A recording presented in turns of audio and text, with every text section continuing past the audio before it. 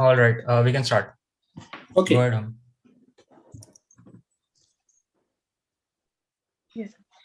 A very good evening, everyone. Very good Before we evening. start with the proceedings, there is a video tribute. Before we start with the proceedings, there is a tribute video for our late flight Lieutenant Sunith Mohanty, sir, created by his friends and batchmates. I would request everyone to please mute your mics, and I would ask my friend Sutesh to please share the screen so that we can see the video.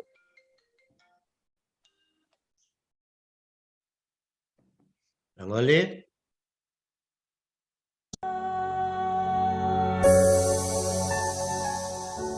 Sunith was very inquisitive about the knowing about the various things like aeroplane, various things like the even the small thing like the vehicle, motorcycle, or the scooter. And he used to ask me a lot of questions. And Papa, how is this? How is that? How big is this aeroplane? The one thing that I always think of is I wish we could have seen how our relationship would have turned out. Because me and my brother were not very expressive all the time. It's not like we were close in the way that we had to talk to each other all the time. But definitely our relationship had evolved a lot from us fighting continuously to us trying to understand each other more. It had never been the same. Like we didn't get to really share what was happening with us, and we were not really doing that via phone, and it was just something we did not do. But we were starting to open up more as we were growing older, and that's something I was getting really excited about, to finally reach that stage where we knew I'd get to know him better. But that's one thing that I feel that's one thing that I think the most about since this happened. And yeah, I miss him. I wish I could have actually had the chance to know him better and have him know me better.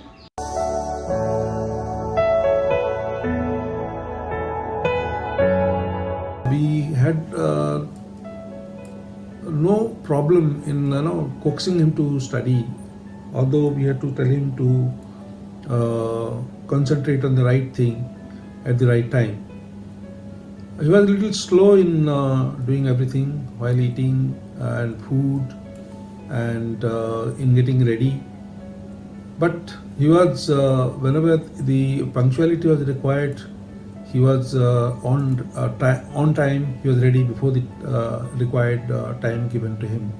For the school, he was always ready before the time.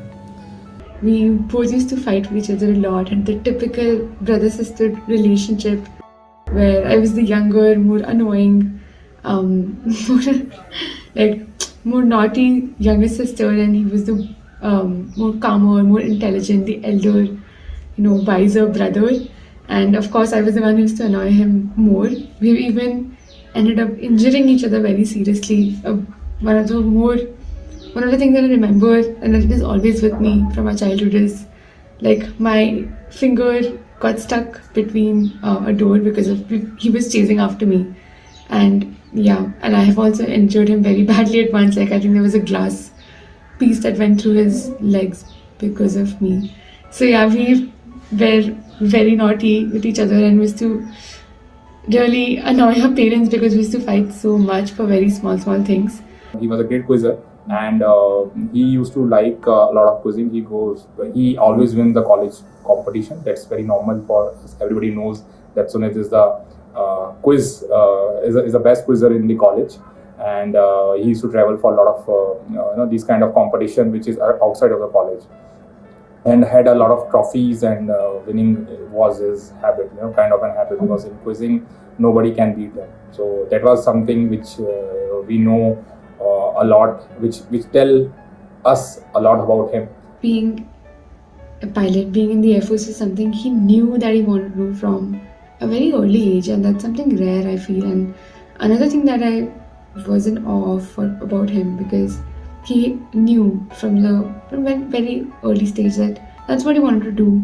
It clearly showed in his hobbies, clearly showed in his passion for reading such getting to know aircraft related information, reading a lot of these magazines, watching a lot of those aircraft war movies. And yeah, he always wanted to do that, but he did not get to do it the very first time when he, like after school, my parents wanted him to go for engineering and go for a safer option to have a degree. And he also applied for the NDA, but he chose to go for the engineering degree first. And I don't think he was totally happy about it, because he would have rather gone for the NDA. And when he finally did, and he, did what he wanted to do without caring, without listening about what others are saying, I was very happy that he did it, because he was truly happy. Like, that is what he wanted, and he was truly happy after having achieved that. A thorough professional and a true gentleman he was. People who have known him look up to him even when he's not around. We had the same flight instructor in our rookie days. We depended on each other for not just our sortie preparations, but also numerous duties which kept us in the faculty till late hours. Always ready with preparations for exam or the sortie he was planned for. I could manage to sleep through the night knowing that his revisions in the morning will be my preparations. God, he loved to eat and eat voraciously. Don't go by his figure, that was God gifted. Even our fellow lady officers have envied his waistline. But don't let that fool you on his abilities to eat and eat till hours. उनका चेहरे पर अब कभी नहीं मैंने देखा कि उनके चेहरे पर गुस्सा है। उन्होंने हमेशा हर चीज का जवाब सोच समझ के एकदम शांत से और हंस हंस के देते थे। हमेशा उनके चेहरे पर यह था कि कुछ ना कुछ सोचते थे, कुछ ना कुछ नए करने की उनके सोच में हमेशा था। कभी मैंने उनके चेहरे पर गुस्सा नहीं देखा। As a flight cadet during training, we never saw him getting punished for anything, because probably he knew everything possible. Thanks to his great grasping power, he would grasp everything pretty fast, good in flying, could execute all the maneuvers well. Yes, it did make us, all of us, jealous, because we would be rolling around on the tarmac and he would be sitting comfortably practicing for his next sortie. As a friend, he is always there. So whenever I call him, or whenever anyone call him as a friend to look for something, certain things, so he's there. Hope they have airplanes in heaven for you, and we shall meet another day, and we shall finish off that bottle of Black Label as just like the way you liked it and you always used to do. Cheers. He was there for my farewell. He was there for my marriage. I keep looking back through all the photos and videos I have of him. He's inseparable. He's always a part of the fond memories that I have. I went back to my hometown, where one day this news starts floating around the group of the aircraft missing. When I came to know of the crew, my heart sank. I was numb and hoping for a miracle. Today, even today, I miss him. How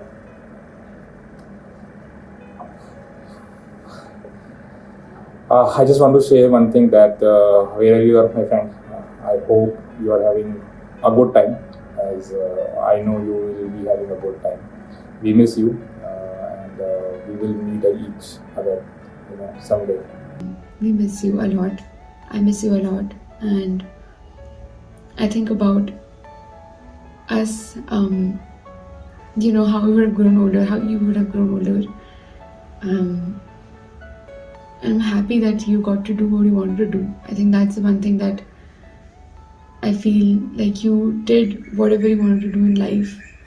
And even though you went away too early, I still hope you were happy with what position you were in life. And I hope whatever short life you had, you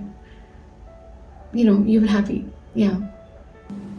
We know that we will not get back our son again, but we will do our best to keep his memories alive, and that is why we opened this trust after his name. We have named this trust Martyr Flight Captain Sunith Mohanty Foundation.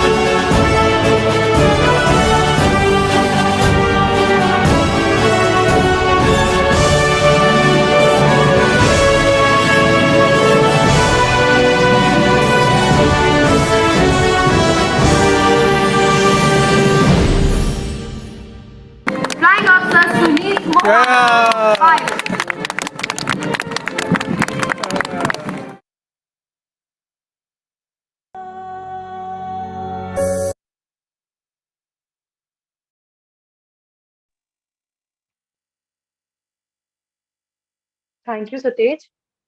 A very good evening to one and all present here, respected dignitaries, Honorable Dean Industry and Alumni Relation, Arin Mohanty sir, our guest of honor, Rear Admiral Sunith sir's parents, and his close friend, Vaibhav sir, revered guests, participants, and my dear friends. Today, we have all gathered here on this August and auspicious evening to celebrate a legacy of a man who left and died for his nation, a man who showed that no matter what the situation is, one should always fight and live for his dreams. A man whose personality has inspired and continues to inspire the people around him.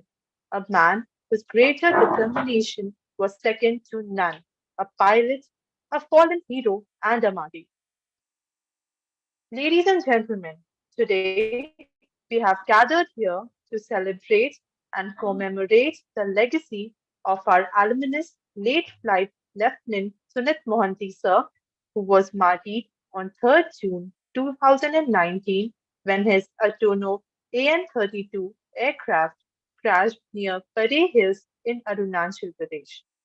Flight Lieutenant Sunith Mohanty sir was a pilot, an exceptional personality, and a true gentleman. He was the alumnus of our own institute. He was and continues to be an inspiration for all of us.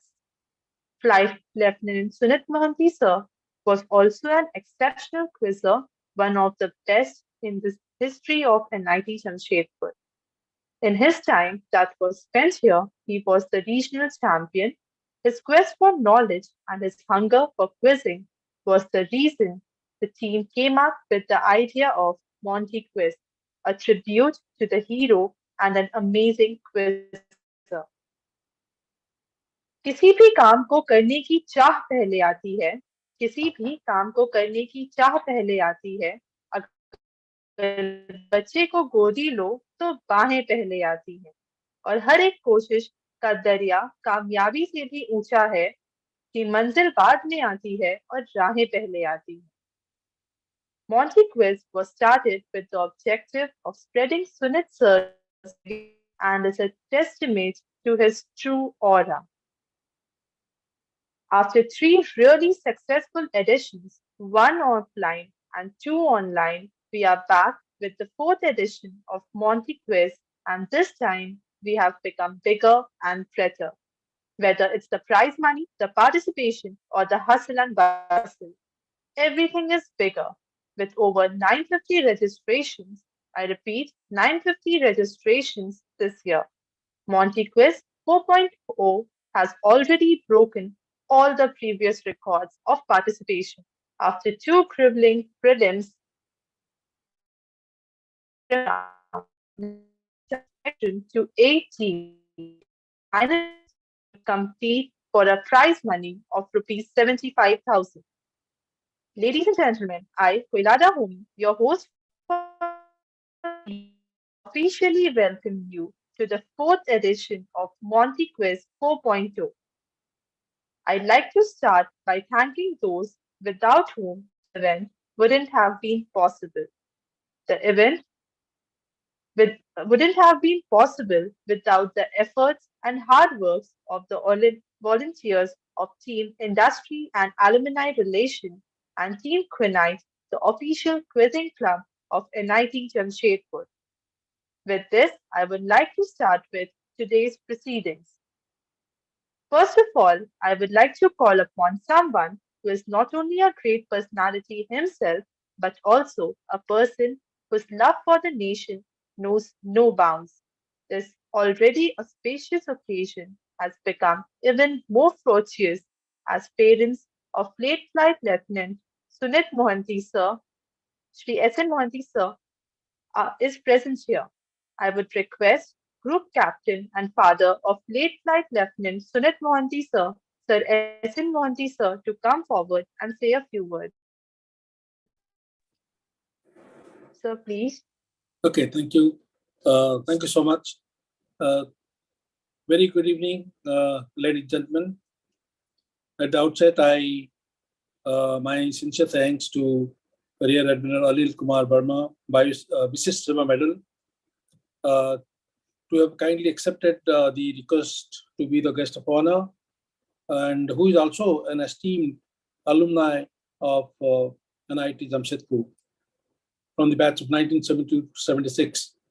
And also thank the director NIT and Professor Aran Mohanty, Dean AR NIT Jamshedpur, and all alumni and present students of NIT Jamshedpur and the quizzing club of NIT Jamshedpur for having taken all the trouble or all the efforts for making all the efforts to conduct this Monty Quiz 4.0. As I was talking to Admiral Anil Kumar Verma, we just had a session today in the morning. We had a function, a big function in the Air Force Auditorium at Subrata Park, New Delhi, where we formally inaugurated the Martyr of Flight Captain Sunith Mohanty Foundation. So that was a huge function with a lot of guests and a lot of serving and retired officers from all the three services, and the Air Officer Commanding in Chief, Western Air Command, Air Marshal S. Prabhakaran, AVSMVM, was the chief guest. And having heard from so many speakers there, and excellent presentation by the team of volunteers who were helping me out there, including Vaibhav Vijaya. It was very difficult for us to go through the whole process, but his memories have to continue, and we have to go on to keep his memories alive as far as possible.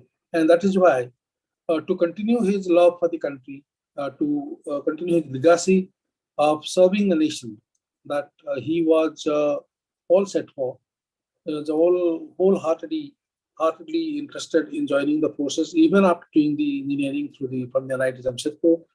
And before that, he had cleared his NDA also, which we persuaded him not to join NDA and instead go for the engineering to NIT Jamshedpur. And he accepted our suggestion and advice, and he went to NIT Jamshedpur, but his heart and mind was all set to join the Indian Air Force and the Indian Armed Forces.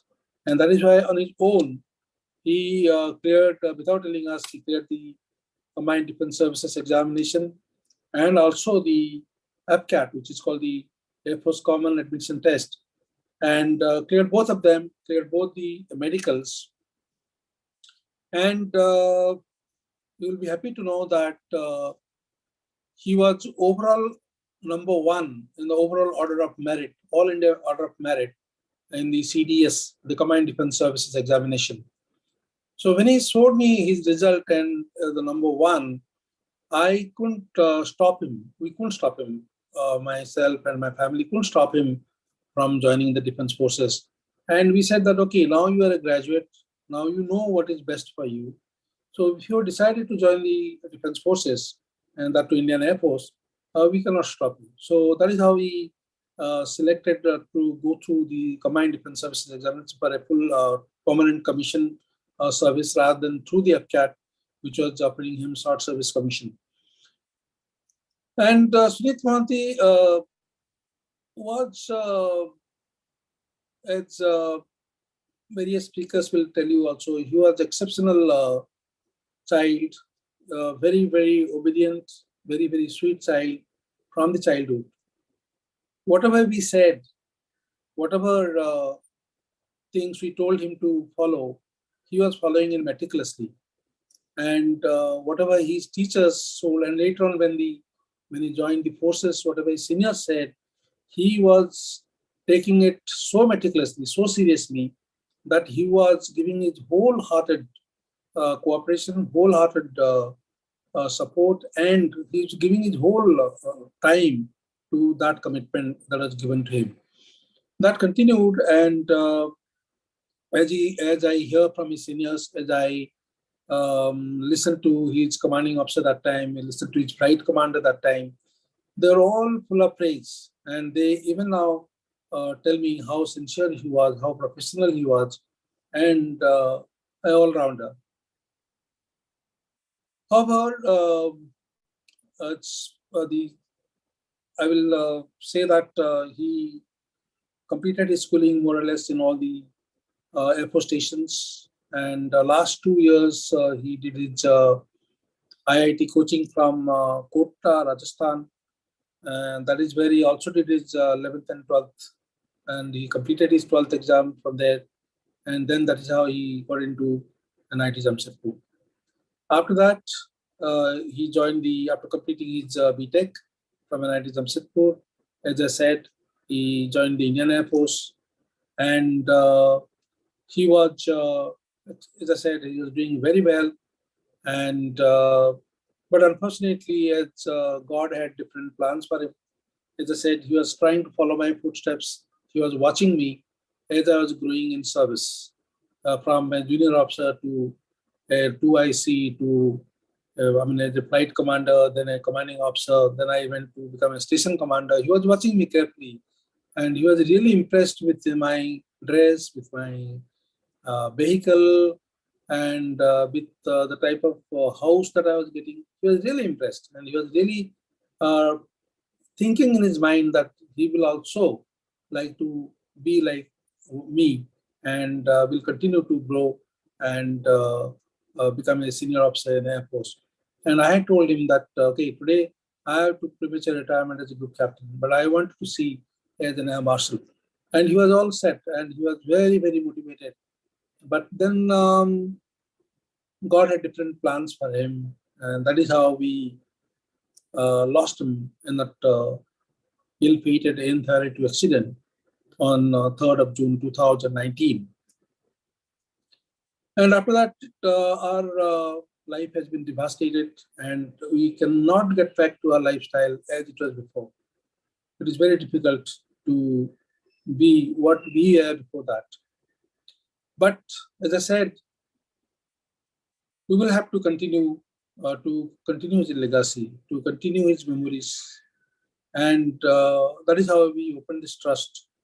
And we will see that his memories remain alive for as long as we are there. And even after that, I'm sure his friends like Vaibhav, his sister, and all the friends will take care of this trust and will continue to honor him, continue to take forward his wishes and for his love for the nation.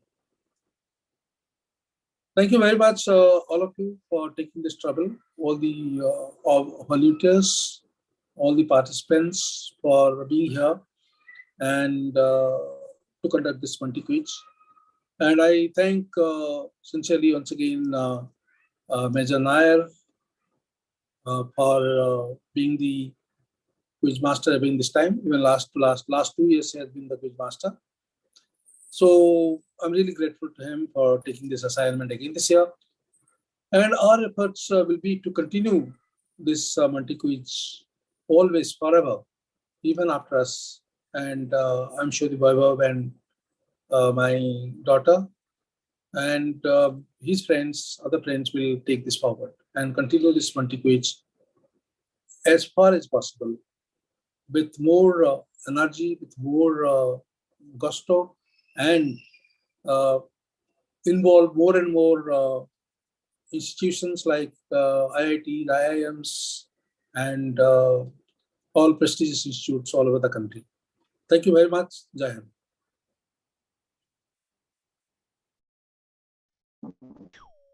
Thank you, sir. Marty's like Sunith sir never actually leave our side.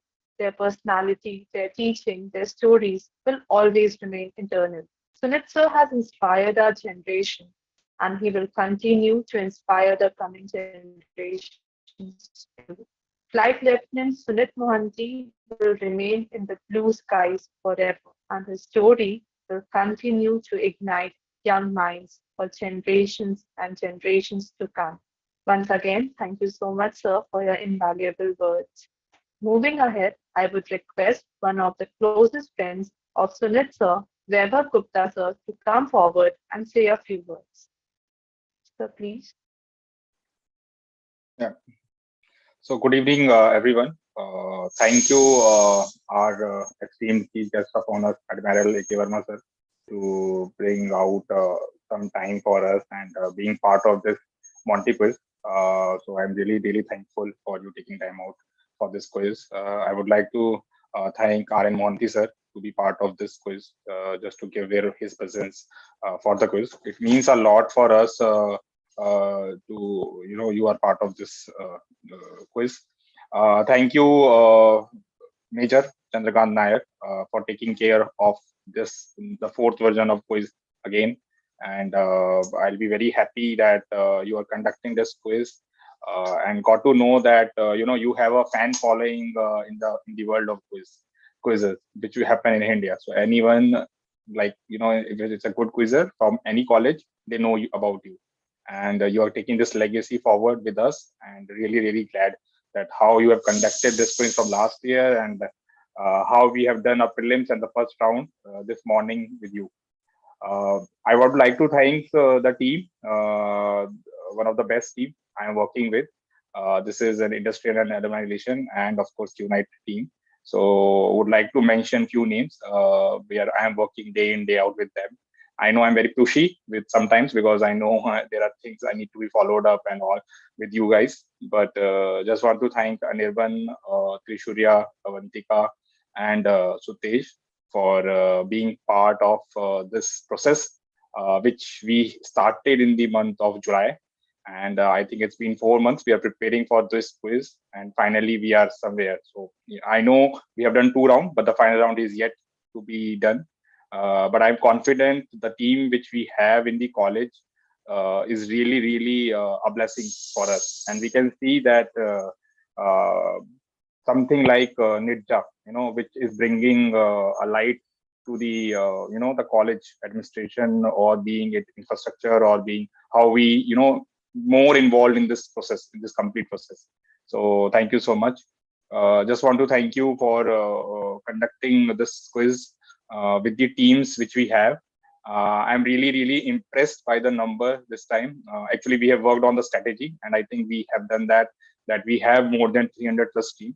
If I'm not wrong, it is 324 teams which have registered this time, and the number is quite huge. And I got to know it is one of the best quiz which is happening in the country right now, because you do not have that kind of a registration for general quizzes like that.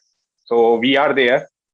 We started Monty Quiz 1 when I went to college, and it was 89 teams, I think 90 teams, and today we are on 324 teams. So we can see the progress, and I think Avantika and Trishurya have worked on that part, that we started with 20 colleges, 20 plus colleges to participate, but today we have around 100 colleges from whole country which is participating in this quiz.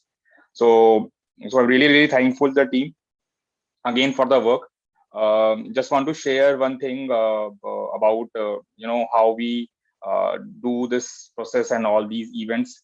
It's because of when I think Uncle have already shared the complete story about Sunith, and we are very blessed to have a friend like him, because when he was college, the passion about quizzing he have. I've never seen before, and I've never seen after yet.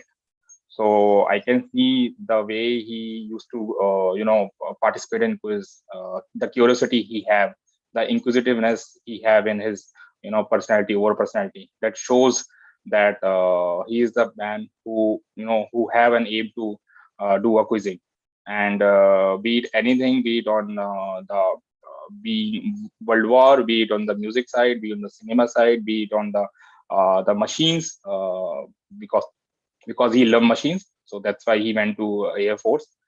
So he knows everything. So he is a know-it-all guy for us in the college time. I remember that we have anything, we go to Monty.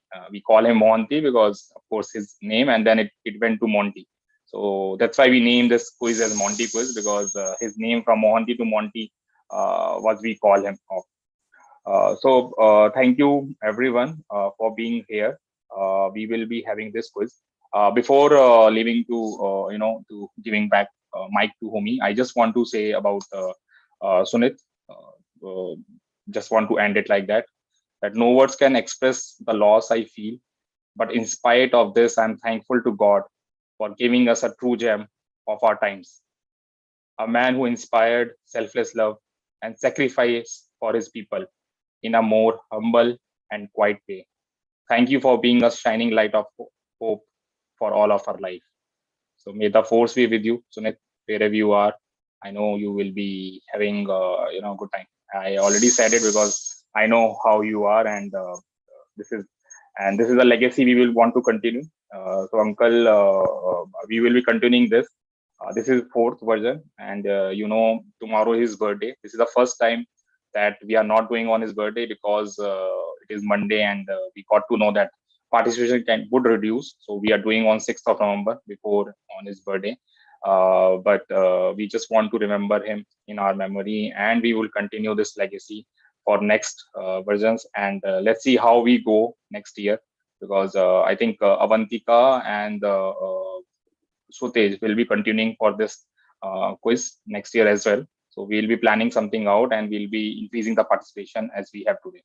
So thank you so much for hearing me out, and thank you.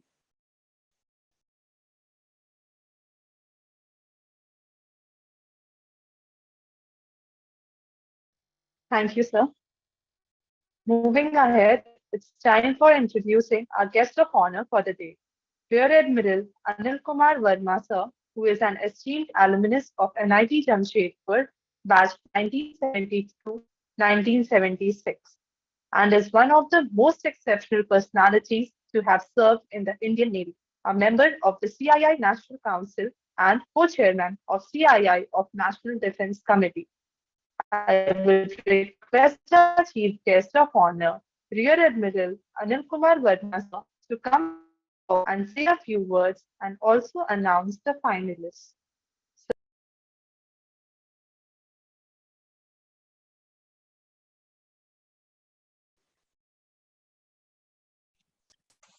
Thank you, Homi. At the outset, I must thank our director, Dr. Shukla.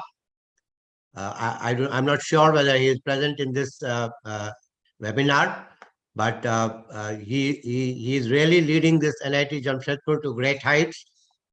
Being part of NITJA and a member of the advisory board of NITJA, I interact with him very regularly. And I think we are very lucky to have a director like him today. The only sad news is that I hear that he is going to retire at the end of this month. I do not know how to keep him in the college much longer. So anyway, thank you to the director of the institute, Professor Monty. Special thanks to Captain S.N. Mohanty, the proud father of one of our most eminent alumnus, late Flight Lieutenant Sunith Mohanty, his family members, his friends, the organizers of this quiz competitions, Avantika, Trishoria, Babo, Major, Anirban, and if I'm missing out someone, then please excuse me. All the participants in the quiz competition, and all those who are present here. A very good evening to all of you. I'm really honored to be part of this evening small function before we get on to the finals of the quiz competition. And I'm honored because of two reasons. Firstly, I'm an alumni of NIT Jamshedpur. I spent, although the batch is 72 to 76, but those days college used to be very generous, and they used to keep us in the college for 5 years. So I was in NIT Jamshedpur from 72 to 77. So it was a good luck that we enjoyed NIT for one more extra year in those days. So it's really always great to be back to any event connected with the college. And secondly, because we are honoring today one of our brother defense officer, late Flight Lieutenant Sunith Mohanty. So my joy is double today by being part of the function today. Firstly, I would like to compliment Captain Monty sir, he is a great father, I must say that. The way he's keeping his son's memory alive is possibly a lesson for all of us. Uh, you know, uh, I am part of the service. I know how things are. And the way he was just mentioning that today he started a foundation in Delhi under the Western Air Command. I mean, if I knew, I would have gone there. I live in Delhi. Captain Mohanty sir, a big salute to you for the way you are carrying forward your son's memory, his legacy, and I'm sure NIT will not leave any stone unturned in carrying it forever. I would like to mention this word forever. I have no doubt that we will be there, we will not be there, but Flight Lieutenant Sunith Mohanty's legacy will be carried forward through this Monty quiz forever in times to come. So a big thank you to you and your family, your lovely daughter whom we heard. Thank you, sir. Great family. The next, I would like to compliment the college for conducting this quiz competition, not only in the memory of Flight Lieutenant Sunith Mohanty, but also at such a large scale. Just to share some of my past experiences, I was also the quiz champion of NIT, or those days RIT Jamshedpur, in the years 73, 74, 75. And we represented the college, and those days it wasn't an all India competition. It used to be the all the intercity competition, and we used to have XLRI, the MGM Medical College, and the Cooperative College. So the four colleges used to take part in that. And the years that we participated, I am very proud to announce that it was not XLRI, but it was RIT Jamshedpur which won the quiz championship in 73, 74, 75. So my joy is even double to be part of this function today, because in those days I was also known as a quizzer. And quiz has been an integral part of my life in my college days. So I'm really very happy to be part of this function, and to see that 300 plus, I mean, this is amazing and massive number. And all the IITs, IIMs, that means this is the number one quiz competition going around in the country today. So well done, the organizers, Avantika, Trishoria, Anirban, Babo Gupta, the Major, and all of you. Excellent. So I'm really proud to be a NIT Jamshedpur product today, and a proud RITN and NITN. The next, I would like to also welcome and compliment all the participants who have taken part in this competition in a large number. 325 teams means almost 1,000 plus participants were there in this. So, a big compliment to all of you for being part of this great event. And now there are some finalists. Obviously, a few will lose out on the way, but you don't have to lose your heart, because you are a quizzer. And I can tell you, as some of the friends of Flight Lieutenant Sunith Mohanty were telling, that Sunith was himself a great quizzer. So I can tell you, and not because I was a quizzer, all quizzers do very well in life. So, all the participants, I want to tell you that you're going to do very well, because quiz, when you are a quizzer, you tend to read practically every aspect of life, every field, and there is no substitute to knowledge. And that is what a quizzer gains by developing knowledge in every field, and it comes very handy when you come out of the college. So my big compliment to all the participants as well. And before I announce the participants or the names of the finalists, I will just take a couple of minutes, because I see a large number of young people in this webinar, many from our college and many from other colleges. So I would like to just give two advices to all of you, as you all prepare yourself. Some of you are on the verge of passing out, and some of you are still in the college. So as you prepare yourself to be an engineer, to be a technocrat, to be a professional, and to be a good citizen of the country. So my two advices to all of you would be that always dream big. There is no point dreaming small. Let me tell you that. So one of us only becomes something in life. I mean, you look at any field, including our political leadership or industrialists or technocrats, uh, whether it was Abul Kalam or Mr. Sridhar, who met the DMRC, they all were in some engineering college as a student or some college studying something. So one of us will become something in life. So never have the feeling that you cannot dream big. So always dream big and work hard. There is no substitute to work hard. Even our prime minister works 18 hours a day. Ideologies apart, I'm not getting into that, but I'm saying hard work always pays. So dream big, work hard, and work with passion. You see, take the example of late Flight Lieutenant Sunith Gupta. His father mentioned about that, he went to engineering college, but his passion was in defense. But he missed out one very important aspect in that. What Sunith did was fantastic. I was also in the engineering college and went to defense thereafter. But I went in the engineering branch, which was a logical transition from engineering college to defense. I did not become a pilot. That passion wasn't in me, perhaps. So Sunith had the passion to be a pilot. His father wanted him to go to NDA, but he wanted to go to NDA and his father wanted him to go to engineering college. So he followed his father's good advice, became an engineer, but he never forgot his passion.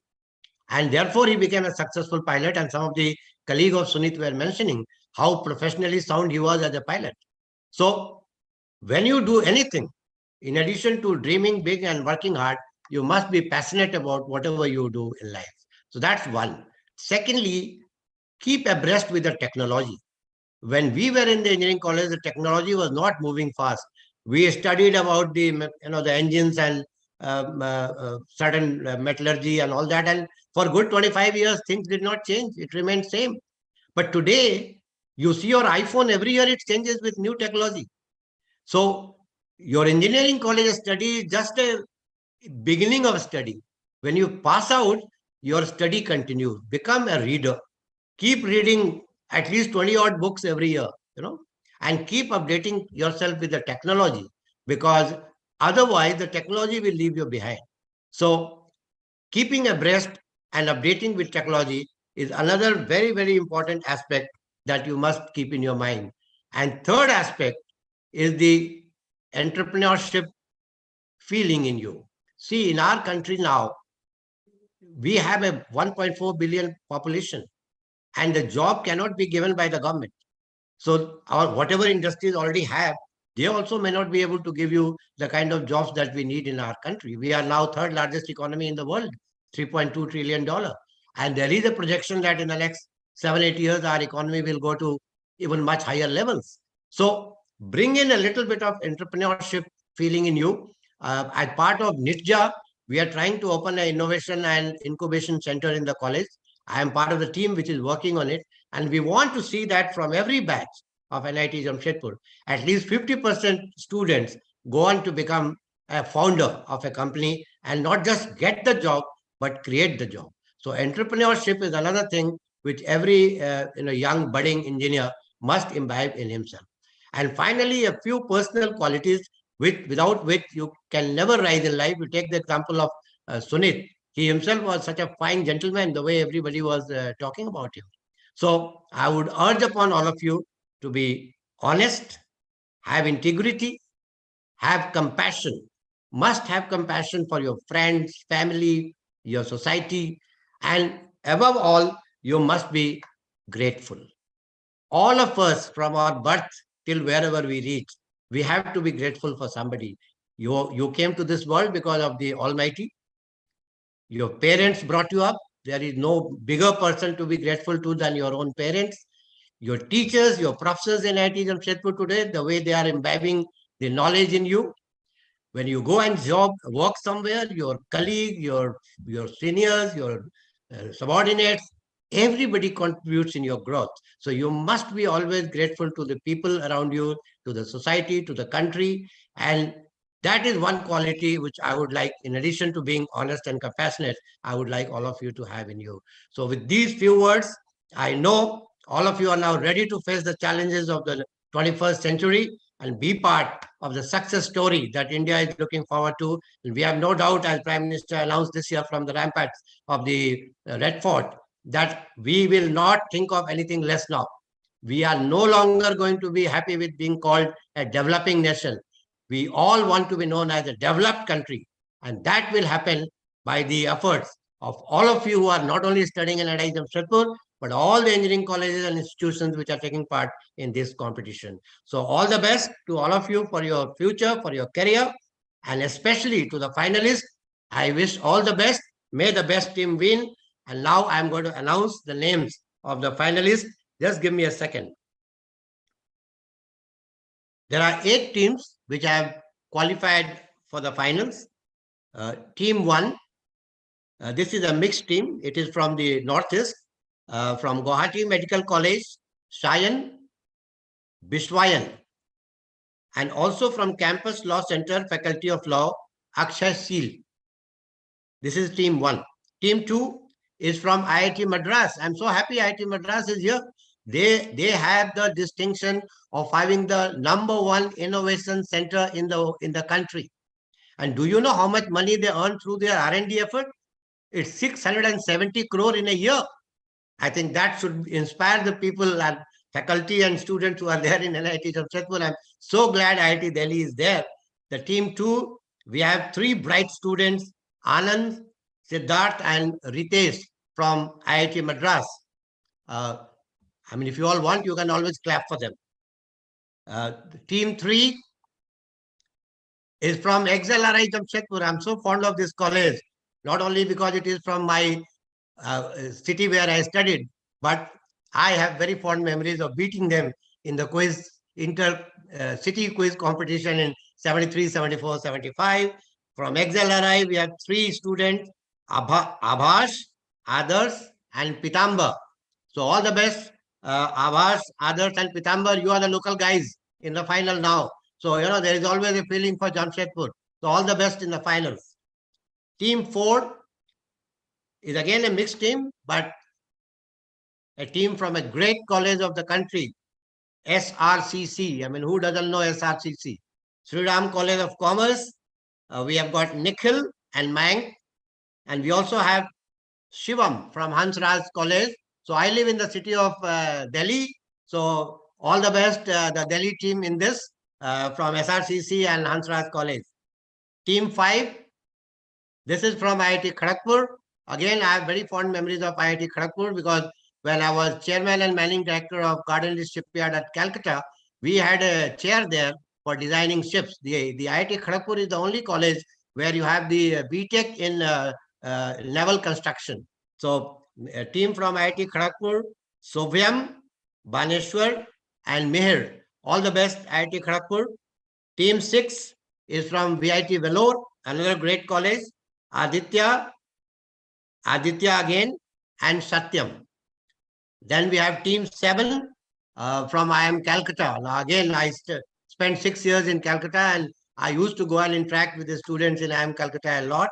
A team from Calcutta, Vrishank, Sutritha, and Swapnil. So I am half from Calcutta now. So all the best, Calcutta team. And finally, the 8th team is again a mixed team. It's Arsh from VIT Vellore, Suyas from VIT Chennai, and Vittal from IIM Rohtak. So these are the 8 teams. I wish all of them the very best. May the best team win and wish you all the best. Thank you once again for inviting me today and God bless. Jai Hind.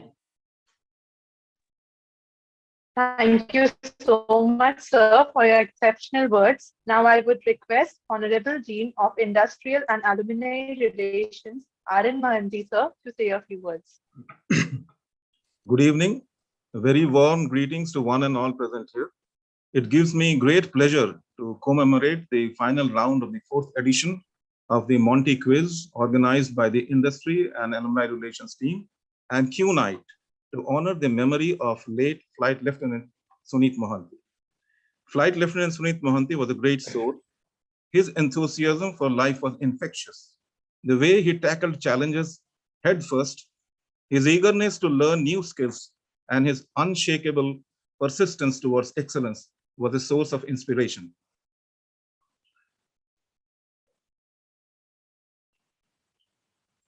Another great aspect of Sunith was his ardent passion for quizzing. Being an avid gatherer of knowledge, Sunith loved quizzes as they helped him find gaps in his knowledge. The news of his martyrdom was extremely saddening, but at the same time, all of us here at National Institute of Technology, Jamshedpur, were extremely proud to have known this brave man. The Monty quiz is our way of remembering the noble soul. I would like to thank Major Chandrakant Nair for once more hosting the Monty quiz. I think I speak for all of us when I say that we always enjoy your questions. The way you deliver your questions manages to capture the spirit of quizzing and provides an exciting thrill to the game. I would also like to thank our guest of honor, Rear Admiral Anil Kumar Verma, a man who brings great esteem with his presence. For those of you who do not know, Rear Admiral Anil Kumar Verma is an alumnus of NIT Jamshedpur, and he has made the institute extremely proud with his achievements. Thank you, Rear Admiral Anil Kumar Verma, for honoring this event with your presence. I would like to commend the industry and alumni relations team and QNIT for their continuous efforts and for bringing the Monty quiz to life. It is truly a beautiful tribute to Sunith Mohanty's memory.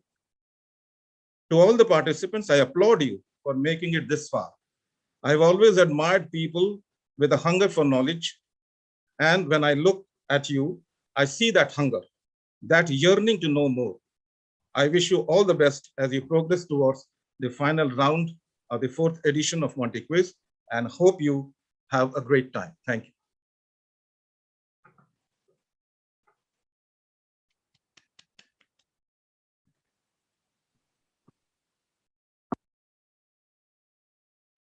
Hello, am I audible?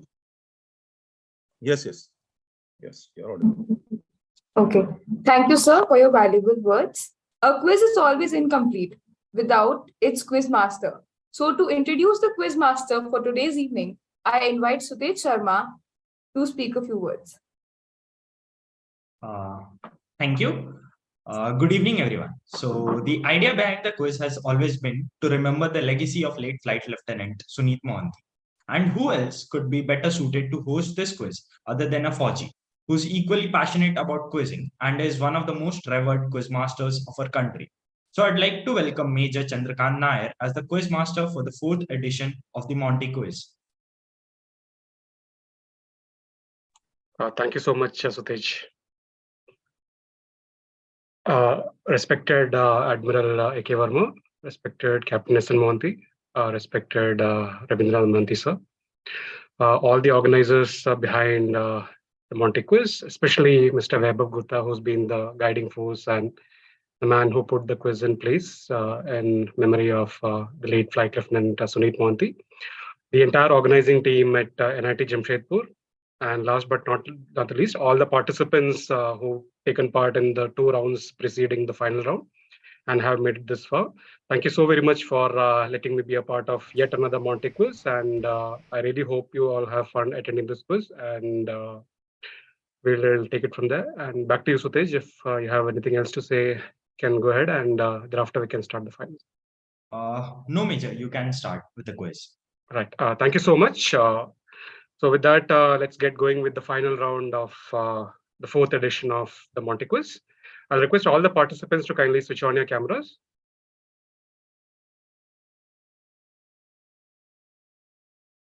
We'll also request all the participants to kindly rename yourself in the format of team number followed by your name / if you are attempting it as from a single device, put all your names in there. I'll just switch off my video just to save bandwidth and so that it's more seamless.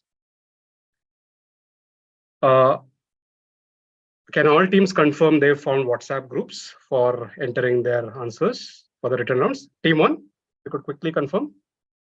Yes, we are there. Team 2? Yes, Major. 3? Yes, Major. 4? Yeah, with Perfect. Team 5? Yes, Major. 6. Yes, Major, we there. 7. Yep. And teammate? Yes, sir. Yes, Major. All right. So thank you so very much once again, all 8 teams, and congrats for making it this far from about 325 teams. Great achievement to come this far. And like Admiral Verma and Captain Mohanty mentioned earlier, may the best team win. But hope you all have fun attending this quiz. So I'll start sharing my screen and we'll take it from there. Anirban, it'll be great if you could make me a host. Yeah, one second.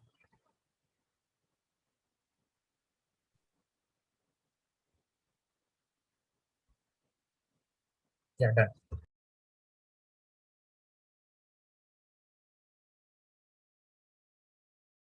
Can all teams confirm if the screen is visible to them? Just give me a thumbs up on your screens. Perfect.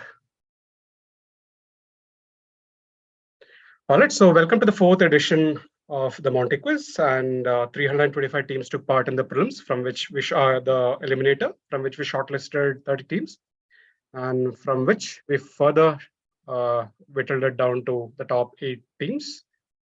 And this is how we'll do the finale. We have a total of 4 rounds. The first round is a return round of 4 questions. Thereafter, a clockwise round of 10 questions. Then again, we have a return round of 4 questions, followed by an anti-clockwise round of 10 questions. This should take roughly 2 to 2.5 hours, and hopefully should be seamless as long as internet is good at your ends. So all the best. Here comes round number 1. So the first written round is on what the late Flight Lieutenant Sunith Mohanty loved. So like in the previous editions, we have an entire round dedicated to his interests, things he loved. So all 4 questions in this round will be based on stuff he was really, really passionate about. Don't really focus on what the question is all about. Just try and answer the questions. And once we come to the answers, I'll explain how it connects to his interests. Okay. So all the best. All 4 together in the chat, right? At the end. That's correct. So we'll go question by question. Just note down the answers on a piece of paper somewhere. But once question number 4 is done and once the rerun is done, you can send all 4 answers as a single entry on the WhatsApp group. So question number 1 coming up. The Martian by Andy Weir, published in 2011 and later made into a successful film, borrows heavily from pop culture and history for its narrative. So the plot of the work includes a development called the Great Hydrogen Scare of Sol 37. Sol is the term for a day on Mars. So during this particular episode in the book, the protagonist Mark Watney states how the hab he is in is private blank, which is ready to explode.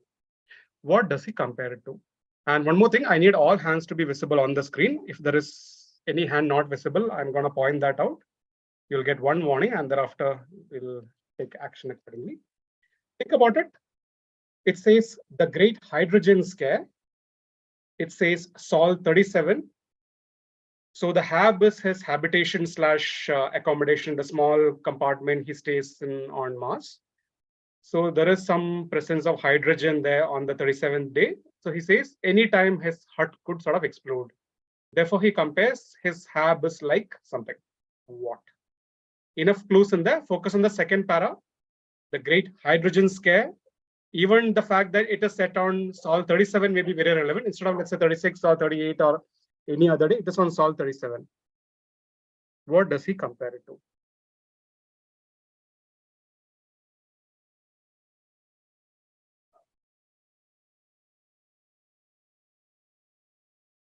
Let me repeat, we need hands on the screen, please. You don't need to, if at all you want to discuss, get on a voice call and discuss, please. If I don't see hands, I'm going to point it out then and there.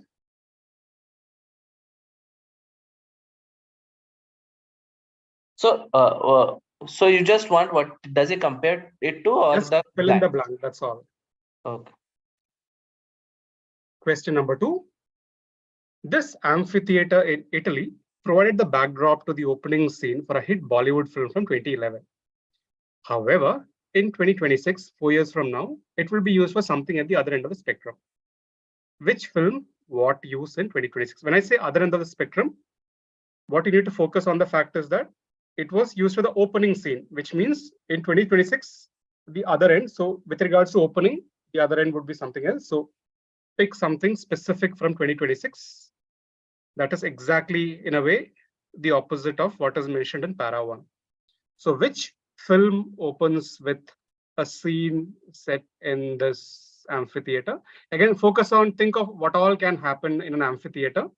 Think of the most common occurrences in amphitheater. And that should help you figure out the genre of film. And this image is very helpful to figure out what kind of a film this might be. Based on what you see in the picture, what sort of a scene is gonna kickstart that film. And in 2026, this venue will be used for something at the other end of the spectrum. When I say other end of the spectrum, I'm looking at the other end of the spectrum with regards to opening. So which means in 2026, it will be the ending of for something. the second part, you want the use, it will be put in 2026, correct? That's correct, yes. In 2026, some kind of an ending will happen here. What ending? Major, you need second part you need very specific or like context? Yes, I need a specific context, and within that context, so let's say the context is Monty quiz. You need to tell me this is the finale, the final round of the Monty quiz, like that.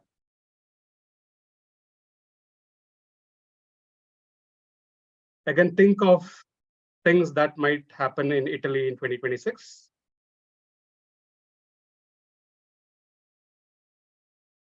Question number 3.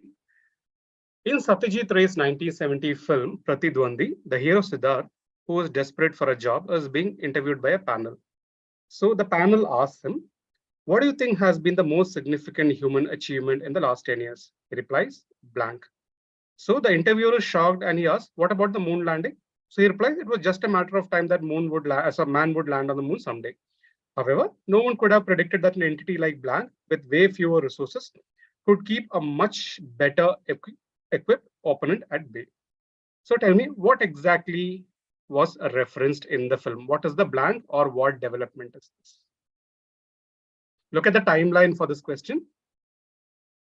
1960s, 1970s is the timeline.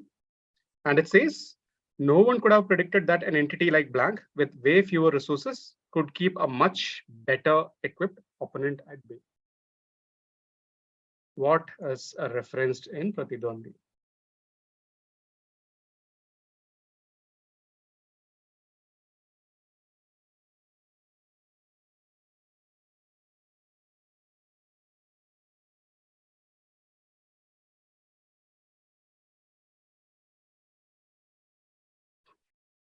I'm going to call out names if people don't show hands. Akshay, I need to see your hands. Sorry, actually I was typing. I sent it by mistake. Can we have will be best if we can get on a voice call. Can we have a clarification just once? Sure, so 2 blanks, can we get the characters if possible? If No, but you can take a good look and figure out how many are there. And both blanks are different, or no, like they're the same. Both blanks are exactly the same. Okay, fine. I'm looking for a development / what the blank is. Question number 4. In an interview, this musician who was blossoming in the mid-1980s stated that the original idea for the cover art of his group's debut album was supposed to be a famous image from 1986. Now, this image was ideal considering what the title of the album is, but it was still rejected because it was seen to be in bad taste. So tell me, what was supposed to be the cover art? Take a good look. Who is this person? Who is this famous musician? And it says he was blossoming in the mid-1980s. Might be a hint as to what his name might be.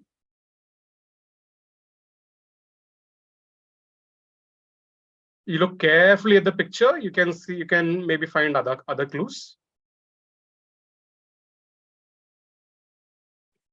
I mean, those clues will be relevant only if you know who this person is. Only then you can figure out what that clue is. But an exceptionally one of the most famous musicians of all time. Maybe the blossoming hint might help. Major, we dropped off for a second, so could you just stay on this for a... No worries. We will. So once you figure out the band/musician. Even without knowing anything about the band or the musician, you can still get to an answer. It is a famous image from 1986. Famous. 1986 famous photo, huh? Yep. So it is the photo. Yeah. It's like the photo is like we need to tell the context or the general. Yeah, as in you can tell me what is this a photo of? What is in the photo? What is happening in the photo? The photo is perfect for an album with this title, but was still rejected because it was in bad taste. So when it says it was in bad taste, so think of the kind of events that you can think of. And this is 1986. Let's quickly run through all 4 questions and you can start sending in your answers now. Number 1, what does Mark Watney compare this episode to? He says his accommodation is like his private bank. Major, you're looking for this blank, just one word. That's all. You just need to give me the blank. Use the other hints. Great hydrogen scare, Sol 37. Number 2, which movie opened with this something happening at this arena, and what will it be used for in 2026? It will mark the ending of something. Explain that bit. So, Major, the second part ka context is not at all related to the Bollywood movie, right? Not at all. Completely different. For that, think of events that might happen in Italy in 2026. Number 3, what was referenced in this film? An entity like blank with way fewer resources could keep a much better equipped opponent at bay. And question number 4, what from 1986 was supposed to be on the cover of the album? It was perfect for an album with this title, but was rejected because it was seen to be in bad taste. Major, I just want to confirm for this, is the context only famous, or as you said, there's a specific photo or a specific image that is famous with that? The context is also very, very famous. But there is a famous image also. Correct. Okay, you can start sending in your answers. We have attempts from Team 8 has sent it. Team 3 has sent it. We have it from 8, 1, 2, and 3 so far.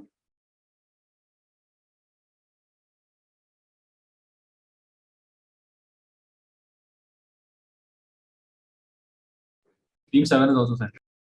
Got it. Team 6 has also sent it. Got from Team 6.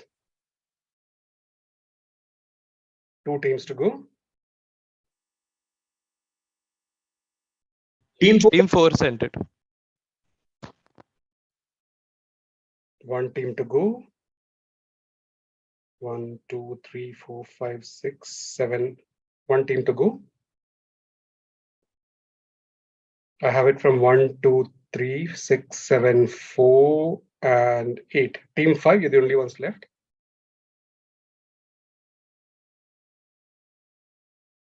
Major Team 5 has sent the answers. Let me just check 1 sec.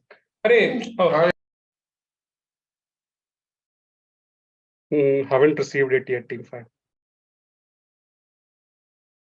Major is one. No network here in KJP basically. Yeah, we'll just give it another 10 seconds. Don't worry.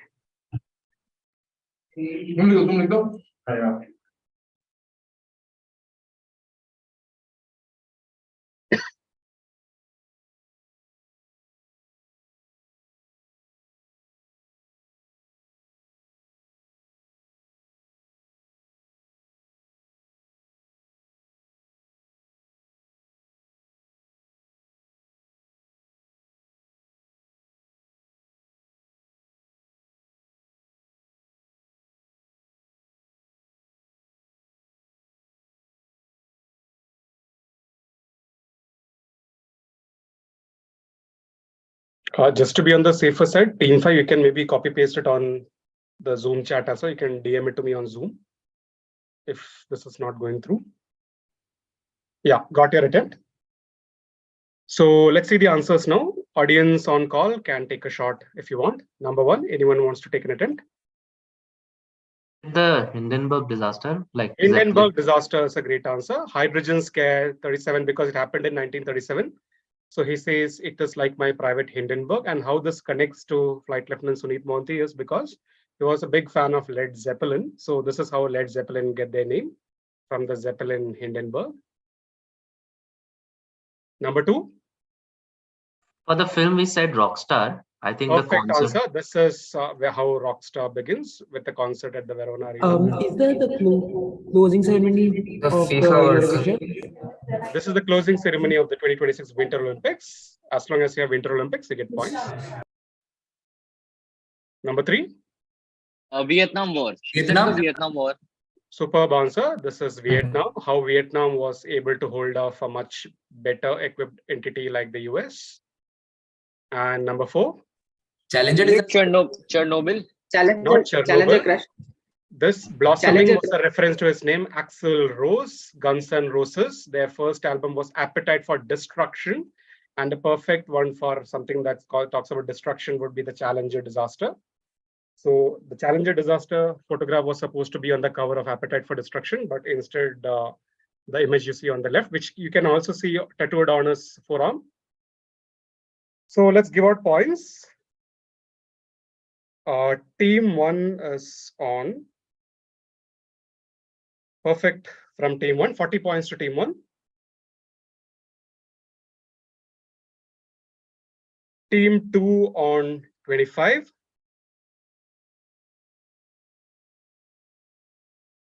Team 3, perfect work again, 40 points to team 3.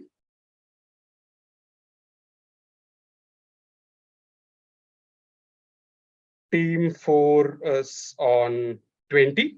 Team 4 is on 20. Team 5 is on 15. Team 6 is on 20. Team 7 is on 30.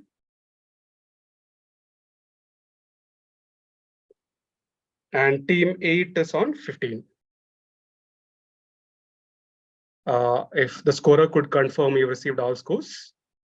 Yeah, noted, Major. Perfect. Thank you so much. Moving on to the next round, which is a clockwise round of 10 questions. On the pounds, it is +10, -5. On the bounce, it is +10. If you're pouncing, kindly tag me on your group. Please indicate that you're pouncing on the mic, and then send in the answer on the group once you pounced and tag me there. And if there are multiple parts, you need to give me all the parts on the pounds. If a question is not answered, the team next to the one that got the previous question gets the next question. All right. Question number 1 to team number 1. Mahatma Gandhi used the concept of Swaraj not only to refer to Indian independence from foreign domination, but also to hint at self-governance through individuals who are responsible as well as community building. In 1925 and again in 1934, he came across this concept practiced somewhere and felt this could be further improved to achieve a miniature Swaraj. Now, this place was so vital to the British war effort that John Blank, who served as a general manager here, said the Japanese would not have been beaten without it. Which specific location did Gandhi visit? When I say location, I'm looking for a very, very specific landmark. So if it is Calcutta, you need to say I am Calcutta. So that is the kind of specificity we need for part 1. Part 2, who is this manager? Remembered through a landmark in the general area. When I say general area, it is the village / town / city where this thing is located. Major, team 3 pouncing. All right. Very quick pounce from team 3.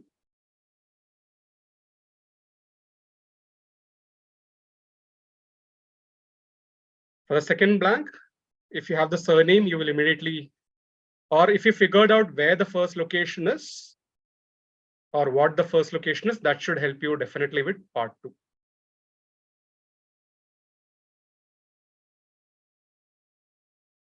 Any other team pouncing? Do we have to tag you also after pounce? Or just best if you tag me so that it will show up immediately on WhatsApp. So that I don't miss out on your pounces. Okay, I don't see any other pounces. So team 1, go ahead. Yeah, so for the first part, we'll say this is the Tata plant in Jamshedpur, or the Tata steel plant in Tata Nagar.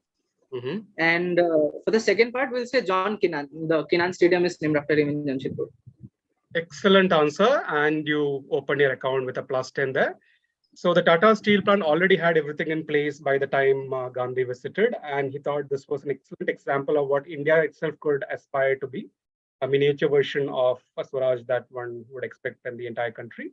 This is why he called it miniature Swaraj. So Tata Steel plant is absolutely right. And in Jamshedpur, we have the Keenan Stadium, which hosts cricket matches. So named after John Keenan, who was a general manager at the Tata Steel plant. Superb answer, team 1, +10 to you. And very quick pounce from the only Jamshedpur team in the finals. No surprises there. They get this correct. +10 to team number 3 as well. +10 to 1, +10 to 3. Question to team number 2. In August this year, that is 2022, an organization named Mosalat sent out 1,300 of its operating units simultaneously into the biggest city under the jurisdiction. These units visited a specific set of establishments in the city as well as in nearby places, as well as metro stations. The act happened during the daytime as well as late into the night in an effort to stretch the operation to its limits and therefore check if it would hold. In addition to all of this, all these units had 5 CCTVs each to ensure safety within the confines. So tell me what exactly is happening. Your answer should contain a context and you should tell me what these units are and what all of this is for.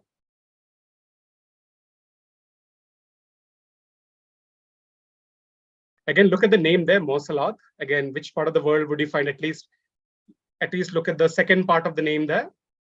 You would have heard other names where with ending with those 5 letters there. Simultaneously, it sent out 1,300 of its operating units to test if everything would hold. And it worked perfectly, and it was a success. And they figured things won't go wrong. The bounce. Team 6 bouncing.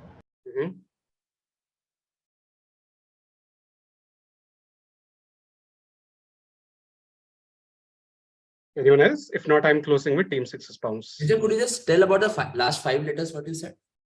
The 5 letters, Salat. Look at that word. Again, a word like that, you would have heard other brands / names from that part of the world ending with those 5 letters.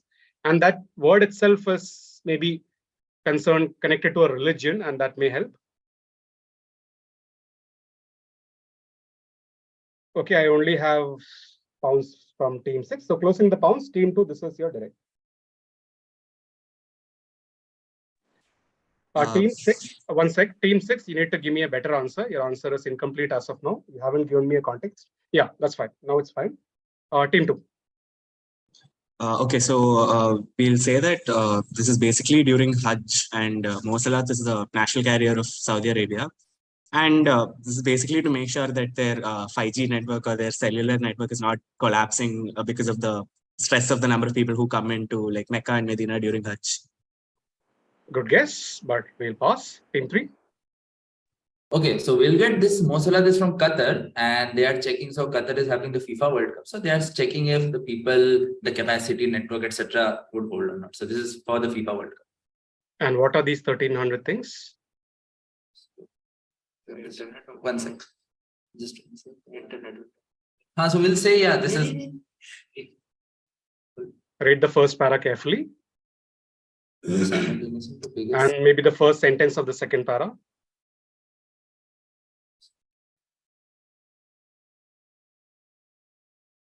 So basically, yeah, so people would come to the FIFA World Cup and they will do basically something like, say, all the stakeholders will come, media, etc. And they want to see that if all the facilities will be available or not. They would not have any network issue. They would not have any, like, so for example, the media, etc. would come. What specific issue is this about? What are these 1,300 things that they've sent out into the city and nearby places? So yeah, we will specifically say this is probably Wi-Fi routers or something, but that. All right, passing to team 4. So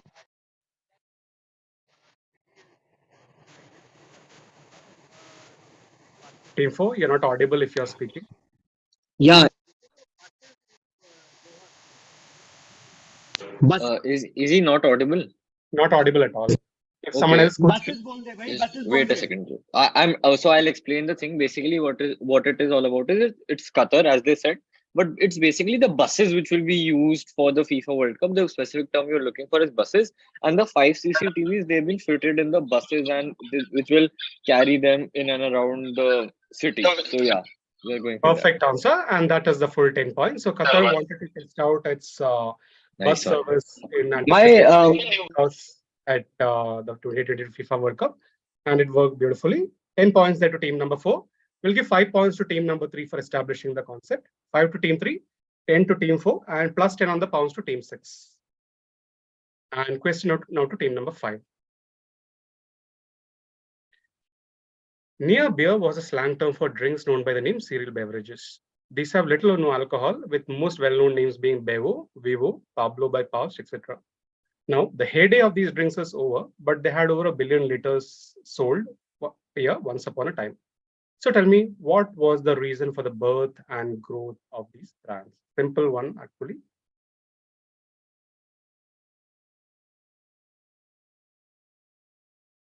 We're bouncing. All right. Major is this direct to team 5? Yeah, it's your direct here. A major way bouncing. Which team? 2. All right. Team 2 and team 8 so far. Team 7 also bouncing. Go for it. Both the previous questions were answered perfectly by Abhinav Dar. Great work. Last call. So far, 2, 7, and 8. I'm closing with 2, 7, and 8 if there are no other bounces. Closing the pounds with 2, 7, and 8. Let me just take the bounces.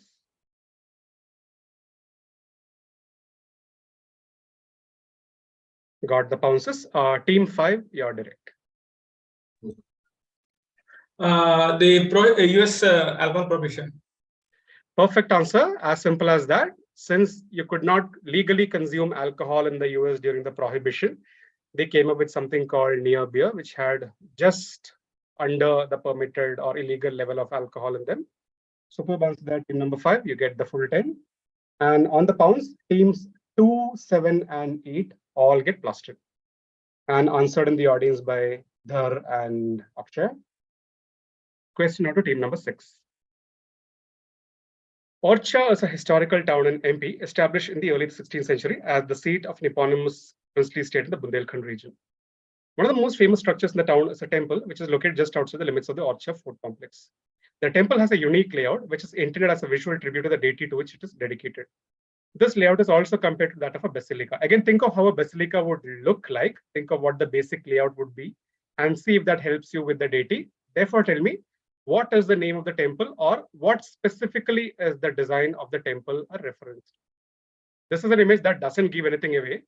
But if you look at this from above, think of the design of a basilica, how a basilica is planned, and see if you can come with either the name or the specific inspiration for, or what they were trying to hint at through the look of the building. So that image We are bouncing. Team That 8 is image doesn't bouncing. give anything away. Okay, so we have to just focus on the text, right? Just the name would do, Major. Just the name would Just do. the name would do. Just the name would do, because the name contains what the design is a reference to. The name sort of tells what the design is all about. Yeah, team 1 is bouncing. Go for it. Team 2 is bouncing. Okay. Team 8 has bounced. Team 8, you've written multiple things there. You've written multiple things which are at odds with each other. I'm looking for very specific. Major, by what exactly is the design of the temple a reference to? Is it relating to the fact that it is similar to how a basilica is like designed? No, it is to do with, even though, so basically the basic inspiration is something to do with the deity. And because they sort of paid tribute to the deity in this manner, it now looks like a basilica. If you look at it from above, it now looks like the plan of a basilica. Because they team 4 is bouncing. So we have to just tell the deities that, like XY deities. Yeah, you can either name the deity, or you can name the temple, or specifically what about the deity is referenced in its design. Team 8 has the final answer on the pounds. Okay. Major team 3 bouncing. Major 3. Go for it. Major, could you show the picture once, please? Sure, but the picture won't really help.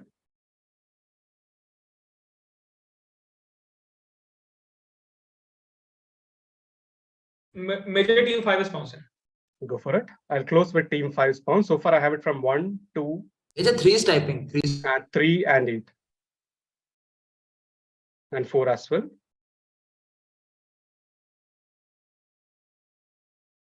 Okay, got all bounces. This is direct to team number 6.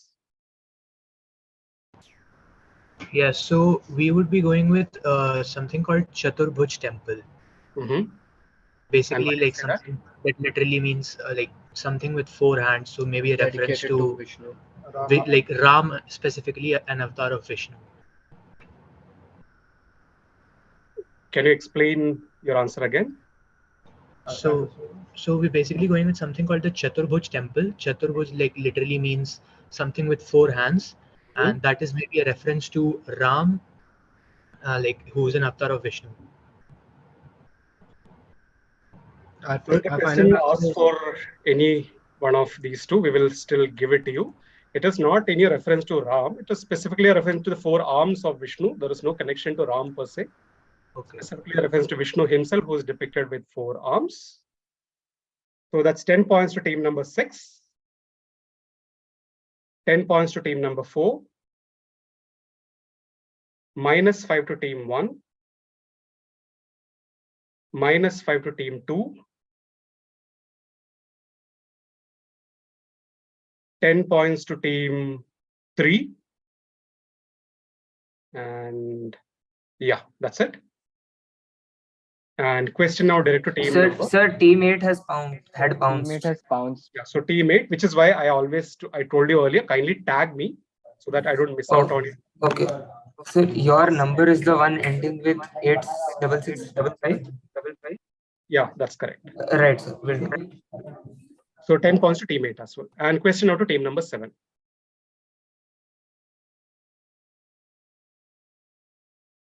Team 8, I need to see all hands. Teammate Suyash, I need to see both hands. I'm going to point out if hands are not visible. We'll check this after every question and only then move on. All right, question to team number 7. Before the 1980 Summer Olympics, the organizers realized that Moscow had no suitable venue for one particular event. Hence, the task fell to another city and a number of buildings came up here to support the event. One of this was the Vladimir Ilyich Lenin Palace, so basically named after Lenin, of Culture and Sport, which was later renamed to its present title, Lena Hall.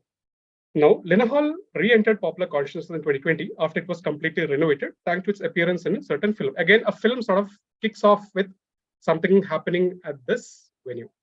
Part 1, which event happened here. Part 2, just name the film because of which Lena Hall became popular again. Again, the image may really help you with regards to what event might have happened here. Moscow was not suitable, which is why they had to pick this location. If it helps, the event in question did not happen within the Lena Hall, but Lena Hall was the base for whatever this event was.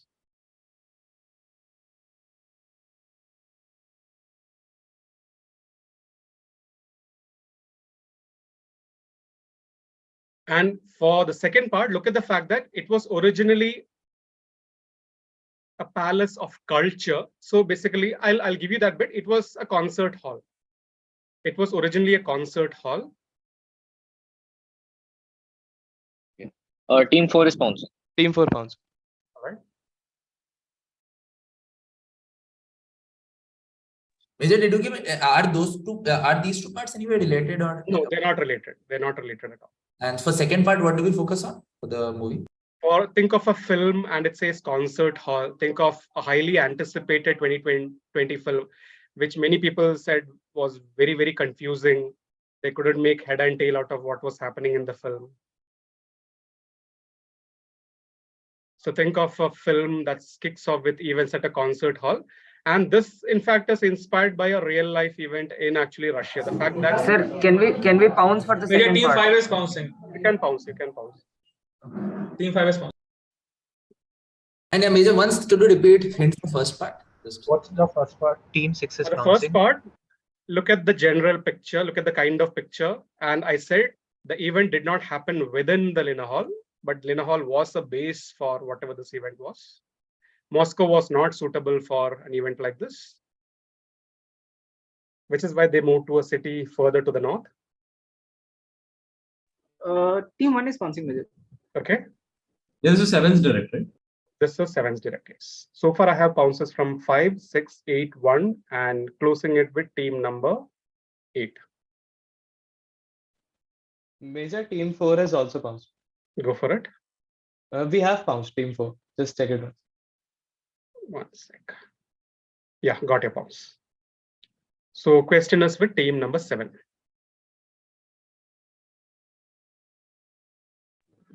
We can answer it. Go for it, yeah. Yeah, we'll say sailing for the first part and tenet for the second. Sailing and tenet is absolutely right.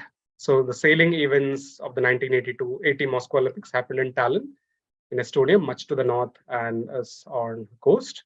And this is how tenet kicks off with the hostage scene in a concert hall. That's 10 points to team 7. On the pounds, we'll give 10 to team 1, 10 to team 6, 10 to team 5, 10 to team 4, and 10 in the audience to Dhar and Akshay. And question to team. So team 8. Team 8, yeah. Did I not mention team 8? So team 8 also is plus 10.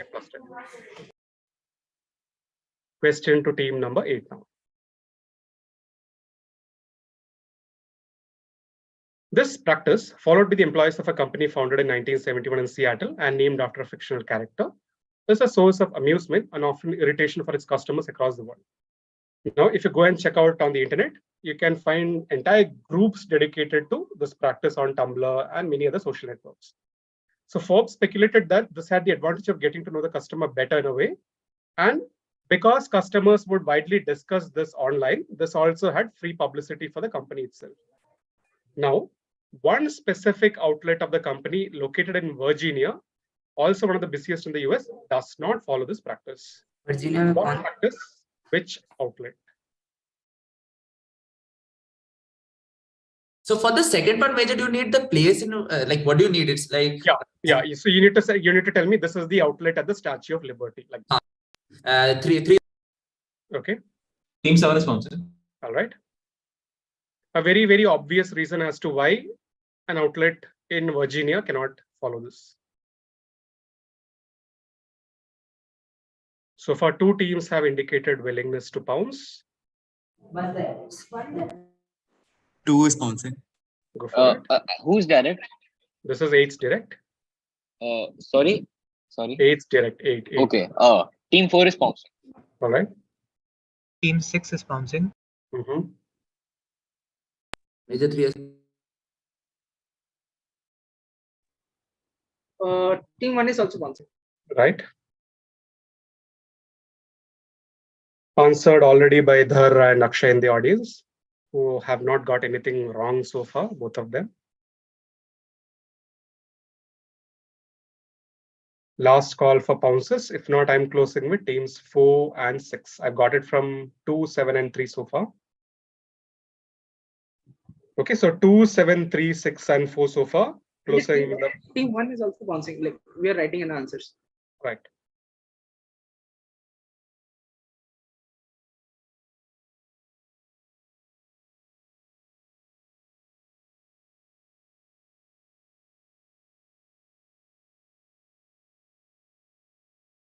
Team 8, I need to see both hands of all participants at all times. I can see people, your hands are dropping. One hand is dropping to the side every now and then. The next time this happens, I will not let you take part. Keep that in mind. This applies to the other teams as well. I need to see all hands at all times. Okay, got your pounce team 1. So team 8, you're direct.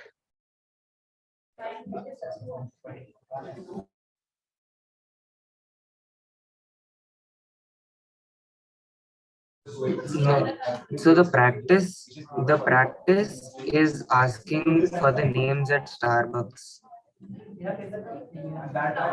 Okay. Am I audible? Yeah, you're audible. The outlet would be in Virginia Beach. All right. So I'll pass you to team 1 who have already pounced. Team 2 have bounced. Team 3 has bounced. Team 4 has bounced. Team 5. Okay, so for the first part, we'll say it's Starbucks writing the names incorrectly or misspelling the names deliberately. Okay. And the second part. Like I said, they really cannot follow this practice at all. It's not possible for them to follow this practice for a reason.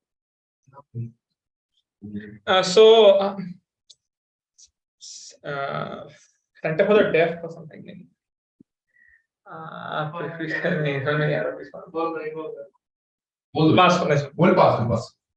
All right. So all other teams have bounced. So as you said, it's I can't give points to team. It's not asking for names. It is incorrectly spelling the names on Starbucks cups. When you go to Starbucks, you'll find that your names are spelled incorrectly. Now, to spell your name incorrectly, you need to have the name in the first place. So at this location, you really can't ask for names. You really cannot take people's names because this is the CIA outlet in Langley. And if you're a spy, you're just giving out all your specifics to people, which is why the CIA Starbucks outlet in Langley does not follow this practice for obvious reasons. So +5 there to team number 5. On the pounce, 10 to team 1.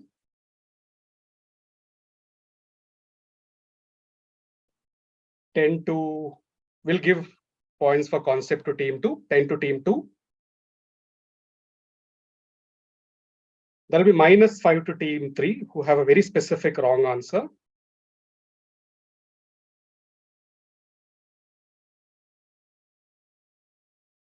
That'll be -5 to team 4.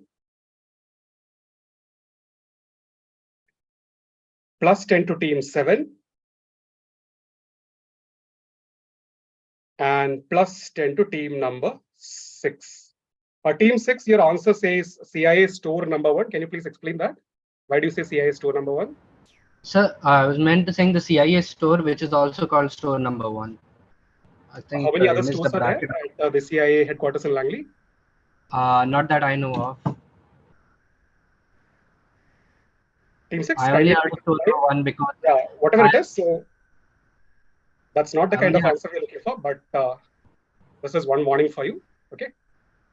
We don't need an answer like that. If an answer like that comes up, you know how an answer like that comes up. Okay. So we don't need an answer like that. So all 3 of you, I need to see all 3 of you on the screen. All 3 of you, all 6 hands on the screen, please. If you want, use another device and log in from another device.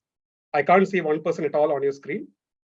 Please make sure that all 3 people and all 6 hands are visible on the screen. So CIA store number 1 is not the kind of answer we are looking for. An answer like that doesn't just pop out like that. So keep this in mind. This is your final warning. If an answer like this comes up, then I'll have to disqualify you the next time. Question to team number 6 now. Excuse me, Major. Sorry to interrupt. +10 to team 6 or not? Yeah, please give it. Yeah. This time we'll just allow it. We'll just give them the benefit of the doubt. This visual artist / graphic designer was the son of the Director General of the Nigerian Broadcasting Corporation. He was really tall, and this meant he stood out wherever he went, such as a London pub where he was spotted in the late 1970s and therefore picked for something. This was his only foray into the field he's remembered for. While he could have become more well-known had he continued, the natural progression after this first foray would have diminished his explosive claim to fame. So tell me, what specifically was he picked for in the late 1970s? Why is it possible that there could have been a reduction in his fame had he continued in this field? The logical next foray meant he could have lost his exclusive claim to fame. This is the guy on the right, really, really tall. Because he was really tall, he sort of stood out wherever he went. So he was spotted and he was picked for something. In that context, in the late 1970s context, he was an exclusive person. Okay, he was the only one involved. Now, if he had continued in this field, the logical next step, whatever it was, meant there would have been many more like him, and therefore he would have lost his exclusive claim to fame. Explain that bit. If you check out articles on him, people actually say that it is good that he stopped there, because if he had gone on and been a part of similar projects, then he would have lost that exclusive claim to fame. Need one more clue? Yes. The field in question is movies. he was picked for a film. Think of late 1970s film where he was the only guy. And logically, if he had continued, there would have been others like him in such films, whatever this film was all about. And therefore, he would have lost that exclusive claim to fame. So basically, you could say he's the original Dash. So you are saying that he is the original Dash, right? Correct. He is the original Dash, which is why if he had continued in the field of films, and if you have the right film, the logical next step would have been another film. The logical third step would have been another film, and therefore he would have lost that exclusive claim to fame. Explain that bit. So Dash, you are saying this is just a Major. Dash? Yeah, that's correct. Major call got Team 5 is bouncing, disconnected. Major. Connect back. Please do. Major, I'm not exactly clear about what you need for the second part. Yeah, for the first part, once you get the right film for the first part, then you will know, then you will get how the second part makes sense. Try and figure out the first part first, get to the right film, and logically, since he has acted in this film, his logical next film would have been something else. His logical third film would have been something else, and therefore he would have lost that exclusive claim to fame. Because in the context of the original film, he was the only one involved. 2 is bouncing. Okay. If you have the right film, you immediately will get the second part, and the text there will make sense. Team 7 is bouncing. Go for it. 2 and 7. If no other bounces are gonna come on, I'll close it here. Okay, we'll close bounce with 2 and 7. Answered in the audience by Rama. Great answer there. We'll close with 2 and 7, and question is with team number 6 once the bounces are in. Just give me 2 minutes to see their bounce.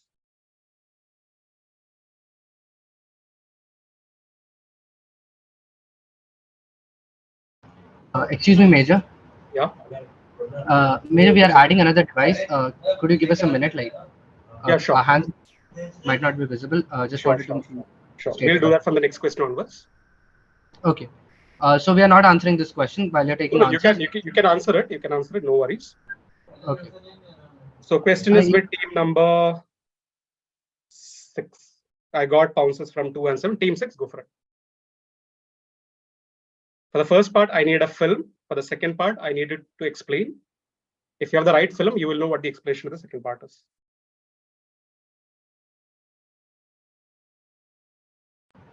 While yes, we are going with Slender Man for the film. Okay. No answer for the second part. Team 7 bounced. Team 8. We'll go for with Slenderman for the film. There could have been others with the same build, so he wouldn't have been remembered as the original Slenderman. All right. Team 1. A slender man, and he is like the tallest to actually play a movie, like a movie character, tallest person to play in a movie, something like that. All right. Team 2 bounced. Team 3.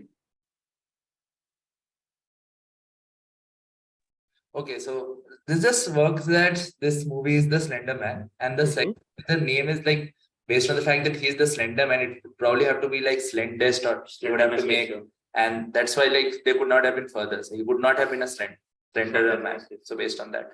All right. Team 4.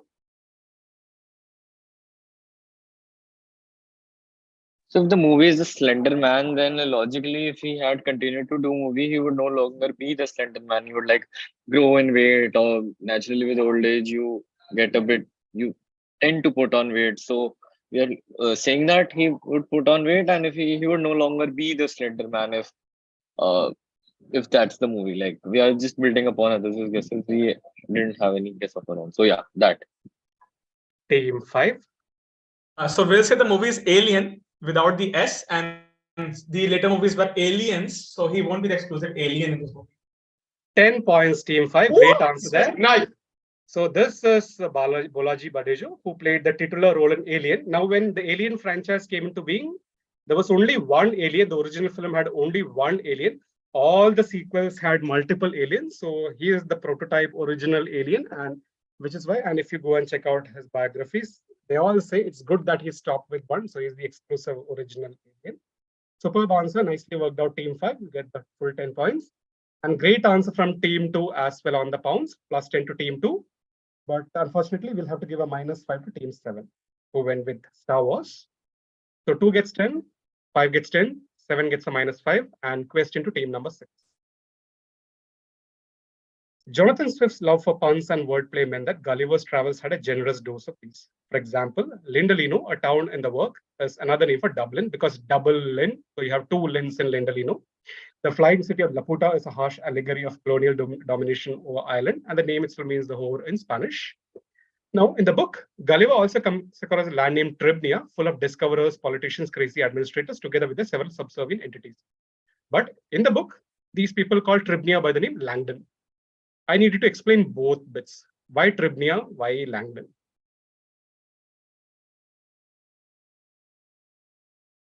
Two is bouncing. Okay.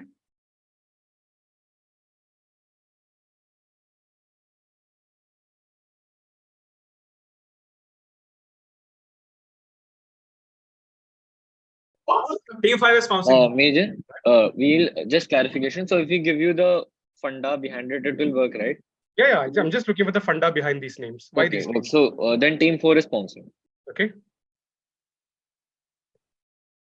Last call for pounds. So far, team 2, team 4, and team 5.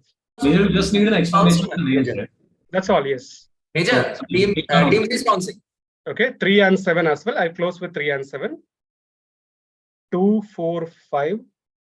2, 3, 4, 5, and 7. Closing the pounds.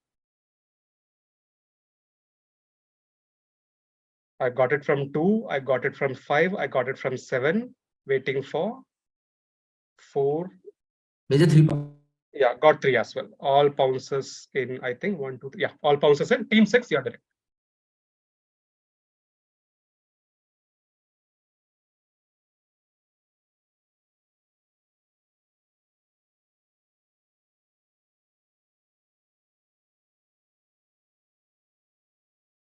Say it. I'm going to guess Tribnia is Washington, D.C. because it's situated like on the border of 3 states, maybe. Okay. And Langdon? Langdon is what the people call it. No clue. All right. Passes to team number 7, who already pounced. Team 8. Langdon would be a reference to London and its political class. And Tribnia? That's all I have, I'm afraid. All right. Question passes to team 1. Yeah, these two are anagrams for Britain and England. Excellent answer there. If you look at Tribnia, it is an anagram for Britain. If you look at Langdon, it is an anagram for England. So basically synonyms, they use synonymously Britain and Langdon. So which is why it says discoverers, politicians, subservient entities would be all the colonies. Superb answer from team number 1. Tribnia is an anagram for Britain. Langdon is an anagram for England. That's 10 to team 1. 10 to team 2. 10 to team 3. 10 to team 4. 10 to team 5. And 10 to team 7. And question now to team number 7. Sorry, team number. Who answered this? That was team Two, Major. 2. Team 3 is direct. Sorry, my bad. Team 1 answered, so there'll be team 2. Team 2 is direct. 5 Points was a 19th century neighborhood in Lower Manhattan in New York City. Partly built on land that was reclaimed from a freshwater lake, it soon gained international notoriety as a densely populated, disease-ridden, crime-infected slum that existed for over 70 years. The area was the subject of a painting of the same name by George Catlin, who aimed to depict the chaotic lifestyle of the underbelly of the city. Now, around 20 years ago, a group of people consulted Catlin's painting of the 5 Points area to lend accuracy to a project they were on. 20 years ago from now, roughly. What was the painting used for? This is the painting. Look at where it is located. Look at the location. This is Manhattan in New York. And look at the first para, international notoriety, crime-infested slum, etc. Major, you just want the project, right? That's all. That's all. Okay. Team 7 bouncing. Team 7 Okay. All right.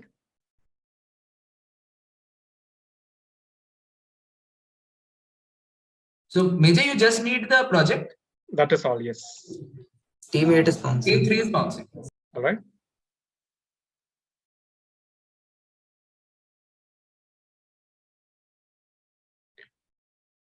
"20 years ago, read the first para, crime-infested slum. This is Manhattan.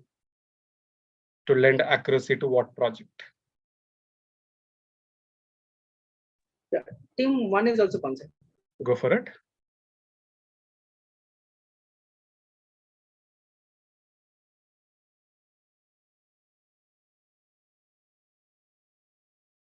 We have very quick bounces from 3, 7, and 5. If no one else is bouncing, only team 1 and 8 indicated. Okay, so I'm closing. Is the image helpful? Image may be helpful if you remember the project. That is all. Just show it once, please. Yeah, I mean, it is, don't really go by the image, but it's pretty chaotic, and this area was supposed to be disease-ridden and plenty of crime happened, yeah, etc. Got team 1's bounce, and question is with team number 2 now. Team 2, go for it. Team 8 has also bounced. Yeah, I got team 8's bounce. We'll say that this is Gangs of New York. Which team is this? 2. 2, yeah, fine. Go for it. Yeah, we'll say that this is for Gangs of New York. Perfect answer. This is how they created all the sets and Gangs of New York. They did not have an idea as to how New York looked in those times. So they basically consulted George Catlin's paintings and recreated the setting of Gangs of New York as per the paintings. Plus 10 to team 2. Plus 10 to team 3. Plus 10 to team 7. Plus 10 to team 5. But unfortunately, minus 5 to teams 1 and 8. 1 and 8 both will get minus 5. And answered in the audience by Rama, Akshay, and Dhar again. And the last question of this round will go to team number 3. This recent incident in London sparked mass outrage. Numerous netizens pointed out it was a bad idea logically as well. They said the choice for whatever this incident was all about was wrong, and instead gave many examples of what should have been or would have been a right choice. So the next slide will contain one of the suggestions by people on the internet as to what would have been a right choice.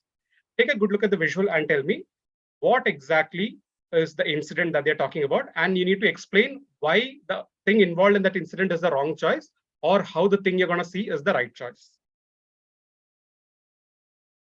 They said something happened somewhere in London within the last couple of months, and they said whatever was the key element in that incident was the wrong choice for a certain logical reason. They said there are hundreds of other examples that could have been used, and this one was an ideal example. They said this is an ideal example. This is one of the things that they said should have been used instead.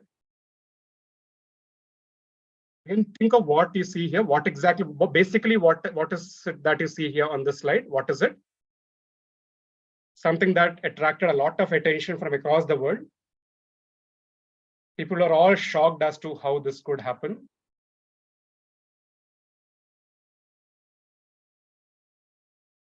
Major, could you explain a question a bit, like how do we? Yes. So basically, something happened in London, where people said whatever was a central object involved in it, that was a wrong choice, because logically it is the wrong choice because of whatever it is all about.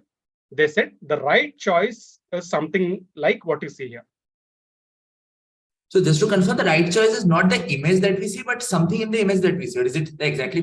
Yes, something very prominent in the image is what makes the image the right choice.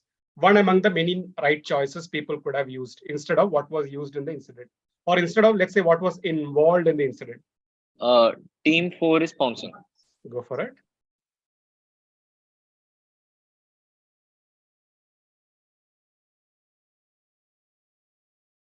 Again, what all you need to think of is, what is this? What exactly do you see in the picture here? What is this basically? This is a dash. And then can you see if you can think of something that happened in London within the last month or so, month and a half, that sparked international outrage.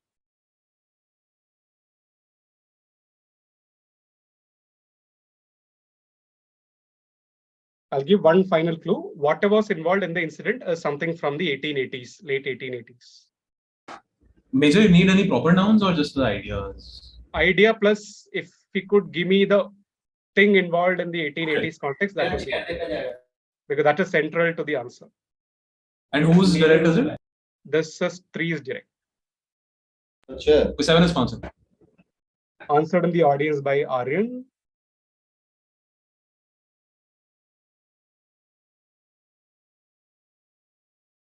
I'll close it with 2 and 7. Sorry, 4 and 7 if no one else is sponsoring. Maybe you could just stay in the image and just repeat that. Yeah, sure. But Yeah. just repeat once. Yeah.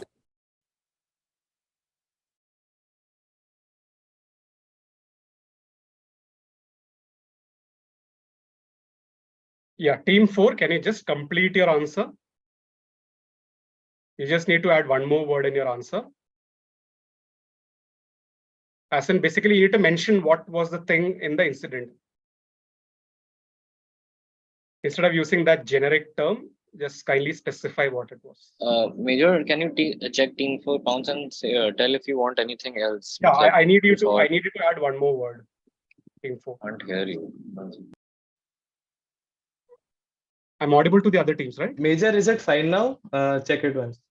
No, team 4. I still need more.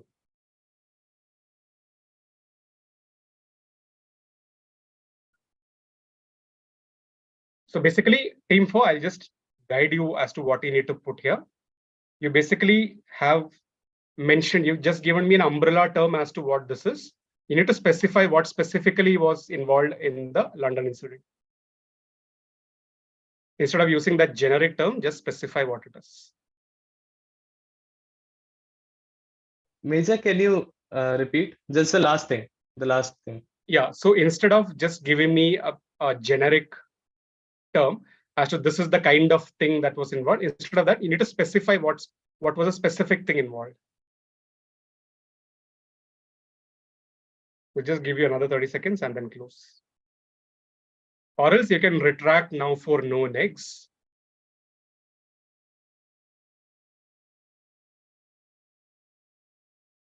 We are retracting. We are retracting the pounds. We'll explain. All right, fine. So question now is with team number 3. Okay, yeah. So we will say this is, we can see this is a train and also the incident. We will say it's about the death of Queen Elizabeth II. And this is like what kind of a carriage or during the Queen's memorial services, what should have been used? Good guess, but not what we're looking for. Team 4 tried and retracted. Team 5.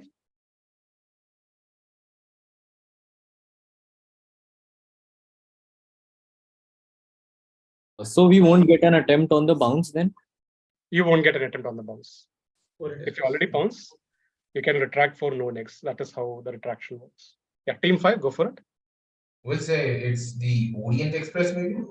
And the movie came out this year, the Murder on the Orient Express. So maybe like the train that they used there was incorrect or something. Nice angle again, but we'll pass to team 6.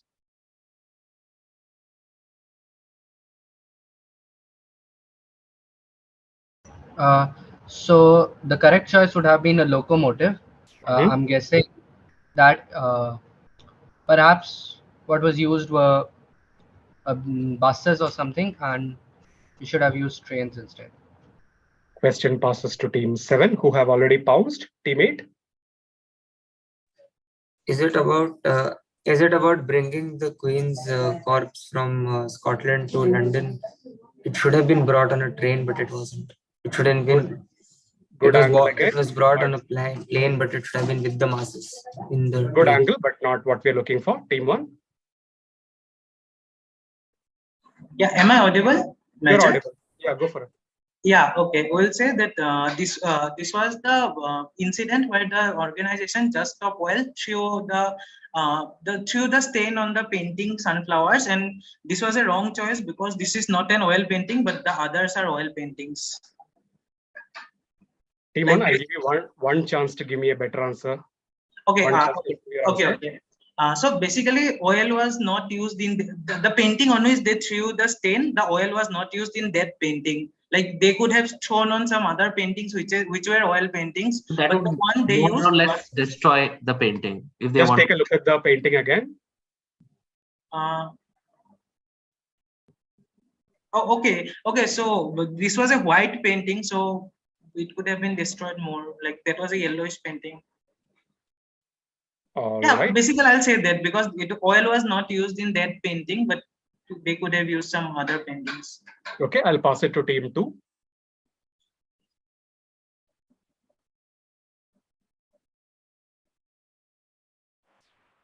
Major, could you go back to the question again? Yeah, sure.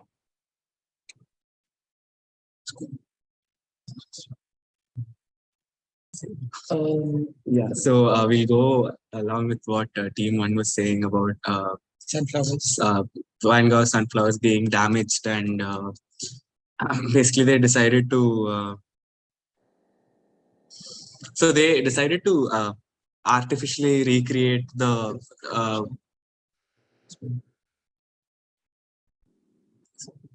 One second. So basically they decided to use AI to recreate the image, but and like use synthetic materials instead of like actual oil, like they did while maybe recreating, like fixing that Monet painting. All right. Team 3, it was your direct. Team 7, do you want to give out the complete answer on the mic? Swapnil, if you could just explain the complete answer. Sure. So yeah, this is a just oil thing where they threw something on Van Gogh's sunflowers, and they should have instead thrown it on something that actually shows pollution, like this has air pollution. Perfect answer. Sunflowers actually contains a plant. So sunflowers specifically sequester carbon dioxide. So if you're trying to raise attention on climate change, etc., you should have actually used a painting that actually shows pollution, shows some kind of damage to the environment, which is why people said they should not have used something that shows a plant that are actually absorbing carbon dioxide, and should have used something that actually is polluting the environment. So great answer from team 7, the only ones to pounce and get this correct. Plus 10 to team 7 there. We'll give team 1 5 points. They came really close, but can only give them 5 points for getting the sunflowers angle. Good one there, team 1. Plus 5 to team 1, plus 10 to team 7. And that is the end of 2 rounds.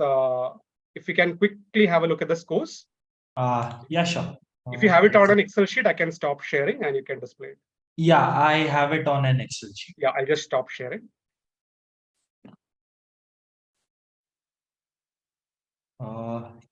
Can you see the scores, Major? Yes, with 2 rounds done, neck and neck at this point. Team 1 on 75, 2 on 70, 3 on 80, 4 on 55, 5 on 70, 6 on 60, 7 in the narrow lead of 5 points on 85, and team 8 on 40. Anyone's game? Okay, may I stop the screen share? Yeah. So thanks. I'll share again.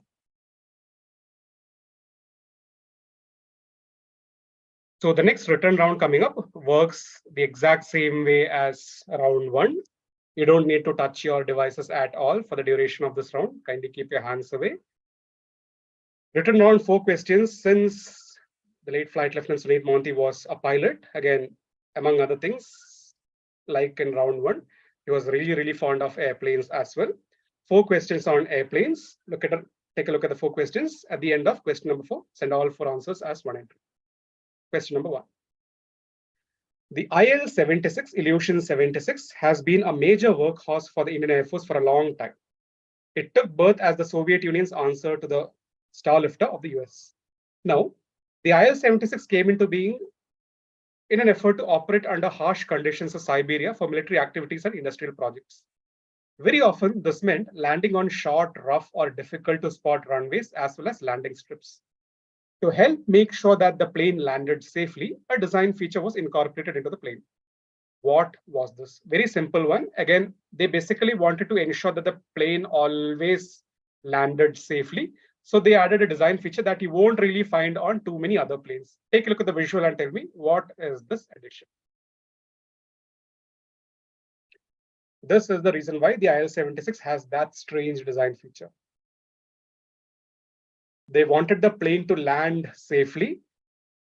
It's intended terrain of operation was Siberia, where things often there was hardly any radar network. They couldn't really visualize things properly from the cockpit. So therefore, they sort of added something to the design of the plane. Simple one. Take a good look at the picture and tell me what. ये जो है ना, that seems like a radar. एक second. On plane radar. 7, you might want to mute yourself. Sorry. Is the feature visible? It is visible, yes. It is very clearly visible. Like we don't have to like very zoom or something. Like You don't have to zoom at all. It is very prominently visible. Not too many planes have a design feature like this. This is the actual reason why the IL-76 has this design feature. Read the second sentence of the second para again and see, look at the picture again and see if you can spot.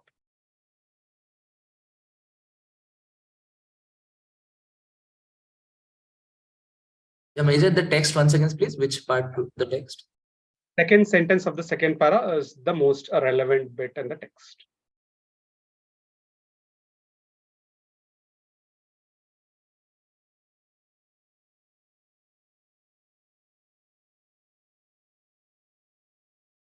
Okay, question number 2. The only time this has ever happened was on 26 December 1973 for a journey between Washington Dulles Airport to LA. Now, the usual plane used for such journeys is or was a Boeing 707 then. It was deemed unsuitable in the background of a global development of the times, and therefore this trip was intended as an example for the nation and the world that everyone could do their part to make things better during this issue. Therefore, tell me, what was this the only example of? What was the development that prompted this trip in the first place? Usually, it is a Boeing 707 that is used for such trips, but because a certain global development was happening in the first half of the 1970s, the people involved thought, okay, let's just abandon that plan and let's do it in some other manner. They did this so as to sort of tell people you can also do your part to make things better during this time. This is the only example of what is this development, the global development of the times.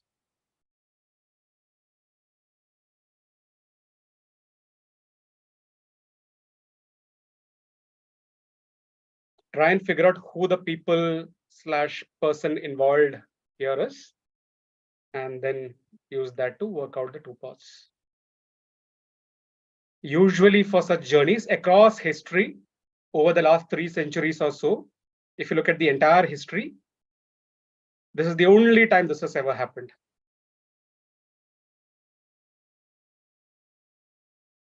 And I've given you a rough timeline as well, 3 odd centuries. Not 3 centuries, maybe 2.5 centuries.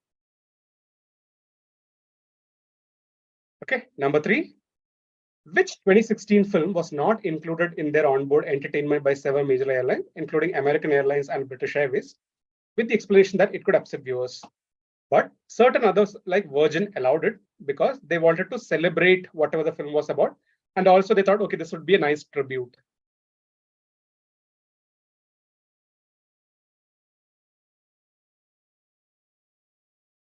Famous film. They thought it could upset viewers. So many airlines sort of avoided it, but certain others allowed it because they wanted to celebrate whatever the film was about. And also they wanted to sort of pay tribute to someone/something, or maybe self-referential as well.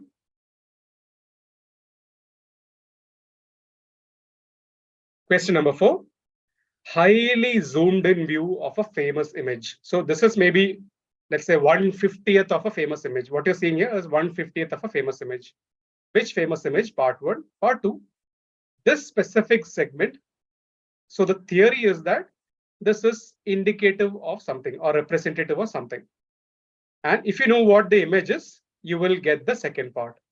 Try and figure out the image first. It's a black and white image, a world famous image. Try and figure out the image and think of how that image itself came about. That will give you part 2. Think of the genesis of that image, how that image itself materialized. That will give you part 2.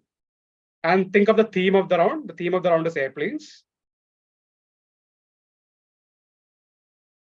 Neja, could you repeat what do you want for part 2?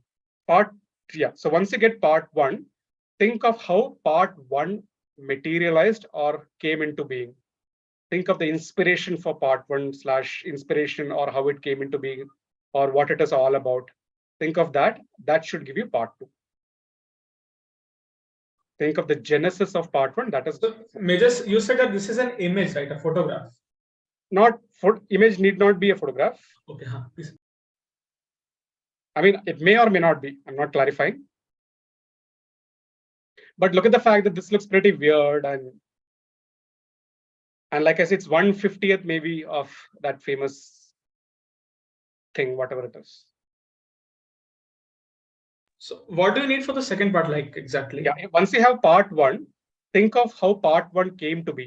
Think of how it materialized, or the genesis of whatever the answer to part 1 is. That will give you part 2. And keep the theme of the round in mind, airplanes. That will combine these, and that should give you part 2. The theme would help for the part 1 or the part 2, Major? Part 2. So is it something specific in part 2 or just a general? Yeah, what's the inspiration? if you have part 1, just give me a general idea based on the theme of the round as to how. You just basically need to explain the genesis of part 1. That is what part 2 is all about. So for example, let's say in round 1, you had the Hindenburg question. Let's say this is the photograph of the Hindenburg going down. So part 2 would be, therefore, the Hindenburg went down because there was a spark that ignited the hydrogen within. That is why the Hindenburg went down. So similarly, give us a similar explanation. Okay, you can start sending in your answers. Number 1, the answer we need is very clearly visible in the picture. You need not zoom into anything. Basically, they wanted the plane to land safely. The area itself, the Siberian area, hardly any radar connectivity there. Therefore, they thought, okay, why not do it like this? Which is why the IL-76 has this design feature.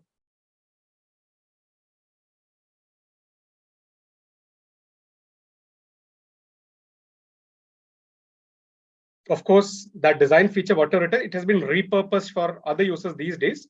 But the actual reason was to help the plane land better in its original intended operational area.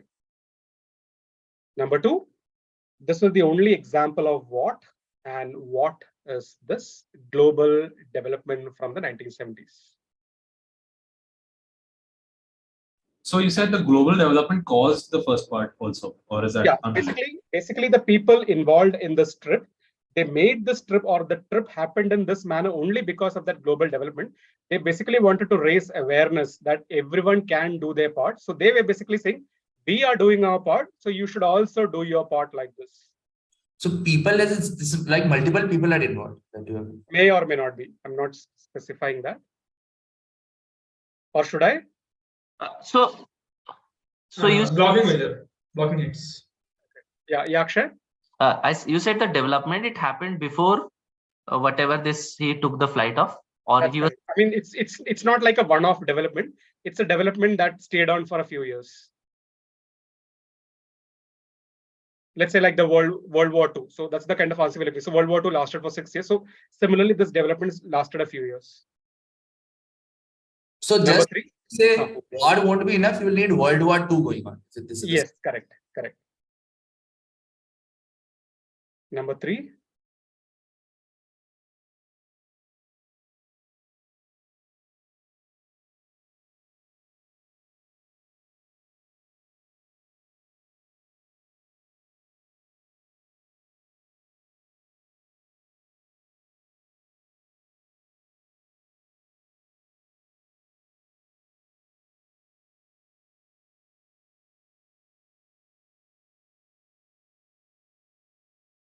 And 4.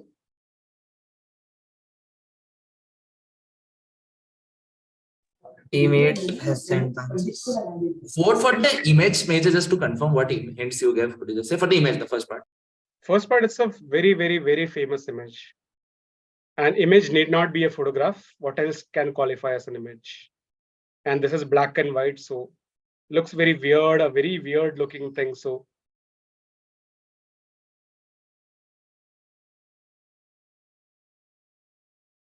I got attempts from 8, 5, 4, 1, and 2. 1, 2, 4, 5, and 8 so far. Waiting for 3, 6, and 7. Got it from 6. Sorry to interrupt, Major, but I cannot see Team 6 hands in the on front of the camera Team throughout 6? this duration. I was typing the text on my WhatsApp. I just sent it, and I'm just open. I just sent the text on the group. That's what I was typing. Sure, but like I said, you don't need to touch your device until I mentioned you to send your answers. So please keep your hands visible. All teams. This applies to all teams. So far, I have attempts from 8, 5, 4, 1, 2, 6, 7, and 3. All teams, I think, have sent in their answers. Let's see the answers now. Number 1, what is this? Anyone? Wheels, like the lower cockpit. a lot of wheels. Not a lot of wheels. The lower bottom facing cockpit. Yeah, that is good enough for points. It's a glass nose under the chin. It's not a cockpit, but as long as you Will you get points. the lower cockpit work? Yeah, that's fine. If you say lower cockpit, that's fine, even though it is not. But we just needed the sign. So we just needed you to point out what. That's the full 10.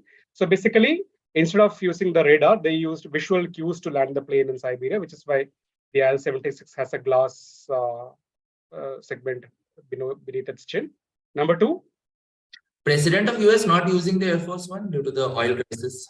Superb answer there. This is the only time ever the POTUS never used the Air Force One. He flew in a civilian airliner for the only time ever in the history of American presidency. And this was to save fuel during the global energy crisis. Great answer there from team number 3. Will Watergate figure here somewhere? No, to counter his Watergate allegations. No, Watergate doesn't fit at all. Oil crisis what? Oil crisis. Oil crisis enough. Yeah, oil crisis is fine. 3. Sully. Superb answer. Yes, This is Sully. Because Sully was all about landing a plane, the plane suffering an issue, which is why Sully was not screened in within many airplane entertainment systems. And 4. Guernica.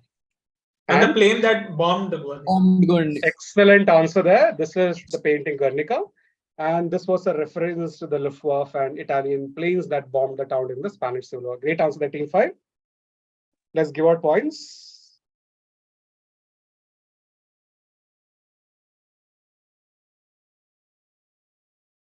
Team 1, by double cockpit, did you mean the lower cockpit or the lower partition? Yes. Okay, fine. So that's 10 plus 5 plus 25 to team 1.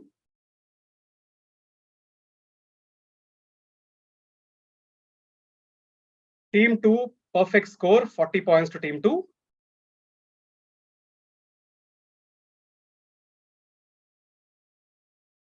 Team 3 on 20.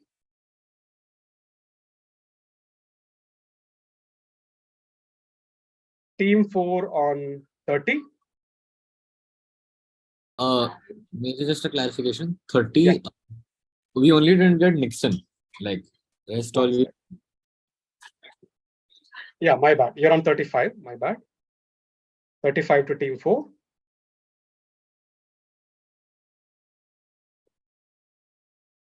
Team 5, perfect score again, 40 to team 5.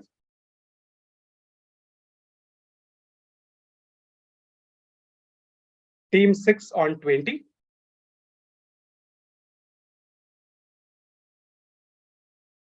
Team 7 on 35. Just missing out because of the second part in question number 2.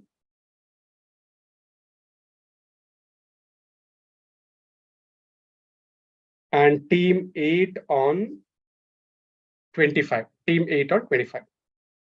Ashutosh, if you could confirm you have all the scores. Yeah, Major. And team 7 on 25, right? Team 7 on 25, yes. Yeah, okay. Also, multiple people in the audience gave multiple correct answers. Aryan, Dhar, Akshay. Team 7 was 35. Sorry, team 7, 35 and not 25. My bad. Ashutosh, if you could read out the total scores at this point. Okay, I'll just read out the total scores. Team 1 is at 100. Team 2 is at 110. Team 3 at 100. Team 4 at 90. Team 5 at 110. Team 6 at 80. Team 7 at 120. Team 8 at 65.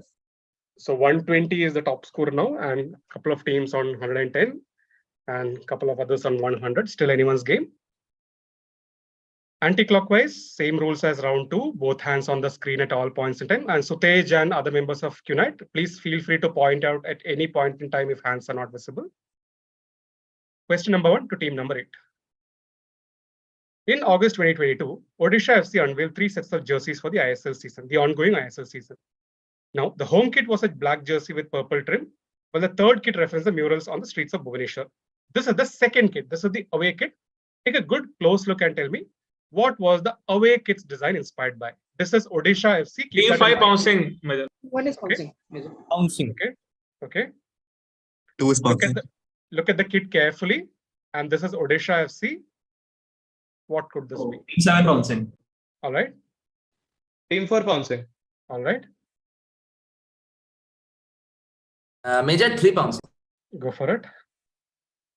You want a very specific answer? Or like Yes, specific enough. At least a couple of keywords need to be there. and whatever that is visible in the this. Very clearly visible, yes.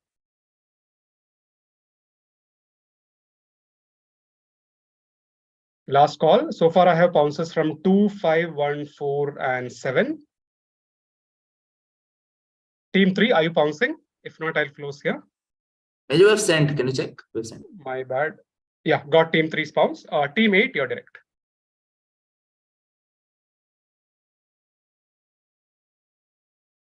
Sir, may team 6 bouncing if he can still bounce. Sorry, team bounce is closed. I mentioned I've closed bounce, so not taking any more bounces. Team 8, you're direct. The design is inspired by the design found on the backs of the olive ridley turtles native to the Chilika Lake.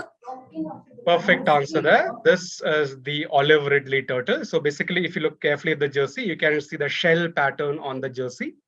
So since Odisha is famous for the olive ridley turtles, Odisha FC paid tribute to it on their jersey. Look closely and you can find the tortoise shell pattern there.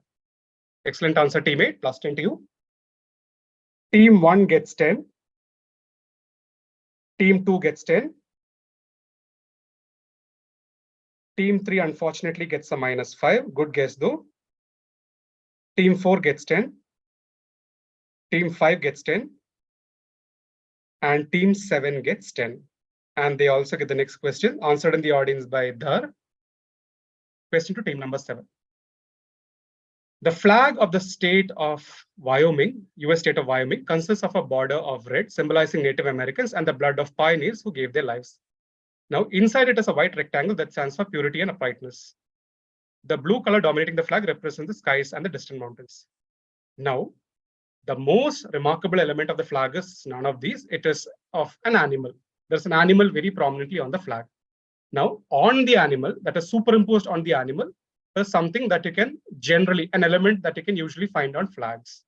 But in this case, because they placed that element on the animal's body, they were sort of referencing a custom/tradition pertaining to this animal, which is common in places like Wyoming. What animal? 3 points. What can be found over its silhouette on its body? 3 points. What? Why was this done? Or what is this an indicator of? 4 points. Again, it is not any exotic animal, not a wild animal. It is a very common animal found in great numbers in the countryside. Think of the most obvious animal. And the question says a kind of tradition/practice pertaining to such animals. And they're referencing this by placing this element on the animal's body itself. If you look at the flag. Teammate is bouncing. All right. 6 bouncing. All right. Superb answer by Teammate Dhar on bounces. the bounce. Everything cracked in no time by Dhar. Teammate bounces. Go for it. Team 1 is bouncing. All right.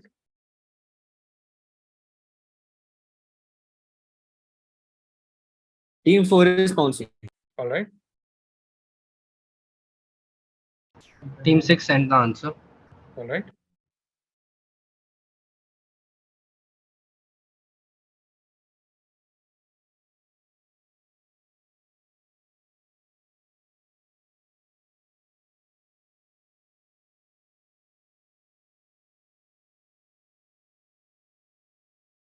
Anyone else?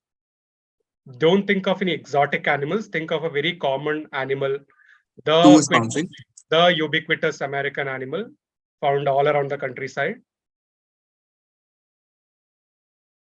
And look at the fact that there is something on its body. On the flag, it is depicted as it is on its body. So what could it be? And therefore, what could this be an indicator?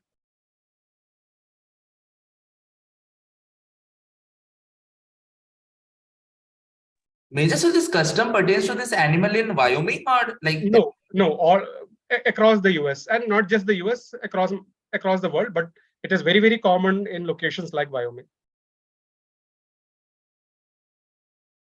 I think no one else is bouncing, so we'll close it here. And question is with team number 7.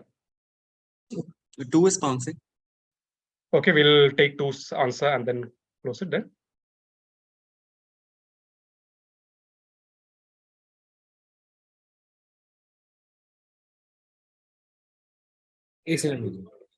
Major, I'm really sorry to point this out, but as far as I know, Team 6 had 3 members. Correct. 2 members. Yeah, Team 6, where is your third member? Yeah, the third member actually had to leave. He has some academic. He has academic. Can you just remove him? If you could, is he on the call? He's not on the call. He's not He left. call anymore. He left. So you can just remove him on the WhatsApp group as well. Yeah, you can do that. Yes. Yeah, I'll do that if you want that. Sure. So team 2, you're bouncing, right? Yeah, got team 2's bounce. Team 7, you're direct.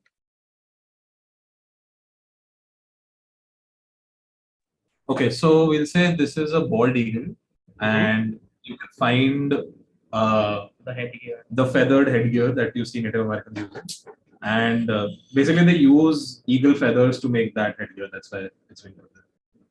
Team 6 bounced. Team 5. So we'll say the animal is horse, and there's a horseshoe on these. Okay. Indicator. Team 4 bounced. Team 3. Yeah, okay. So we'll say the are we audible? Yeah, go for it. So we'll say the animal is bear, but the element is star, like found on these flags, and we'll say this is tradition that bears generally use to follow the pattern and follow like as indicated. So okay. 2 pounced, 1 pounced, 8 also pounced. Anyone in the audience wanting to take a shot? Okay, let's show you the answer. This is the bison. And if you look carefully at the flag, you can see the seal. The state seal is on the bison's body because they brand cattle to identify them. So to hint at the branding of cattle across the US, you have the state seal on the body of the bison. So let's give out points. Team 8 gets +10. Team 4 gets +10. Team 1 gets +10. So far I mentioned 1, 4, 8. Team 2, we will not give you eggs. You are in the ballpark, but can't give you points for that. Yeah, that's it. And question is now with team number 6. Just give me a second. We pounced. Which team was this? 6. If I had not mentioned 6, yeah, team 6 will also get +10. Just give me a sec.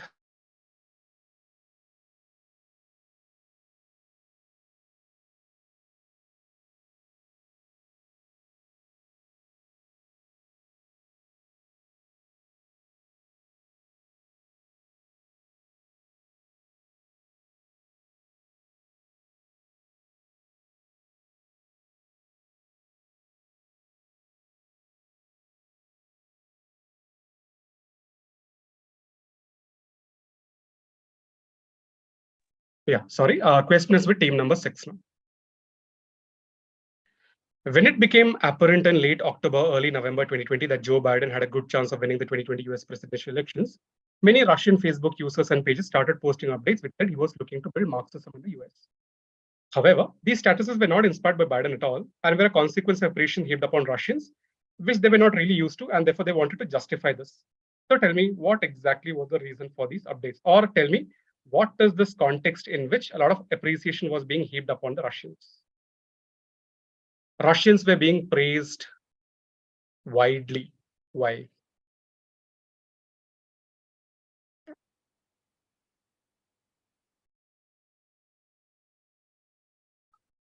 Major, so Russians were praised roughly widely by Biden, or like No. People across the world, basically Russians were like, okay, let me just give that bit away. Russians were sort of being portrayed in good light somewhere. When I say What did you Russians, say? What did you say? Wait. Russians were being portrayed in good light somewhere. Akshat. Major, how specific is the answer? It's a very specific answer. Extremely. Can you give some hints? Okay, the Russians in question who were appreciated, you could say they were one specific group of expert Russians. Russians who were expert in a certain field were being applauded. Say, Team 7 is sponsored. Okay.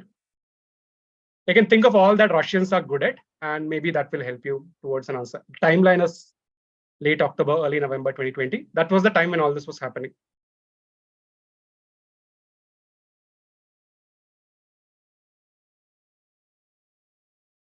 I got a bounce from team 1. Major 3 is bouncing. Okay, 3 and 7. Major, the reason why they are appreciated has nothing to do with the statuses, or does it? Nothing to do with the statuses that they're putting up, right?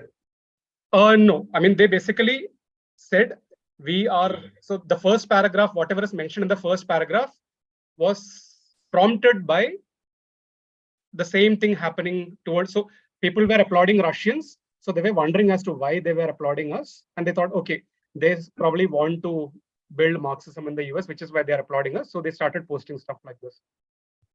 But specifically where or who were the people who were specifically being applauded or being portrayed in a good light, or where was all this happening? Major 3. I got bounces from 7, 3, and 1.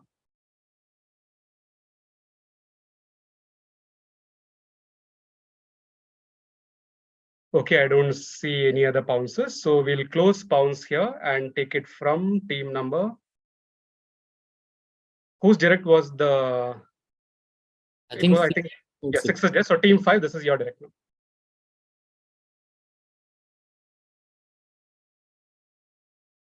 Think of all that Russians are good at and see if you can figure this out. Team 5, this is your direct. No, I guess, excuse me, this is our direct, I guess, team 6.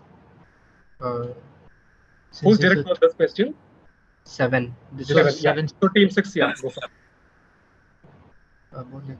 Yeah, so our guess would be that this particular group of Russians is the Russian hackers, and they were alleged of rigging the US elections back in 2016, and then it was like supposedly being done again in 2020, the same process, hence they were being applauded or something like that. Good guess, but no. Team 5.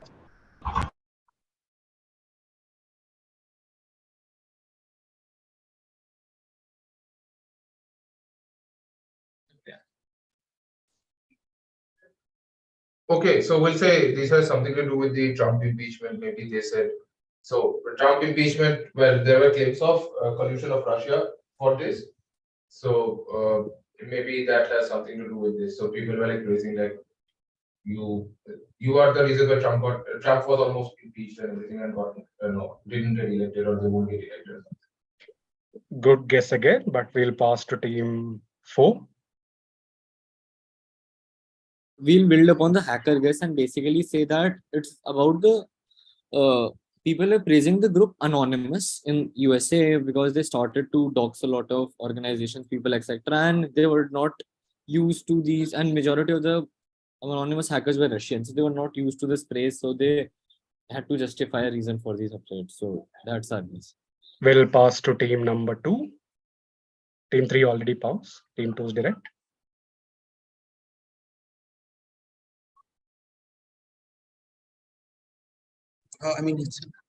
So we'll say that we'll again go with hackers. We'll say that basically these hackers, they were in 2016 they had rigged it for Trump, but the people did not want Trump to win again. So there were lots of appreciative posts being put up just so that Trump is not rigged for again, and that hackers are convinced to rig it for Biden.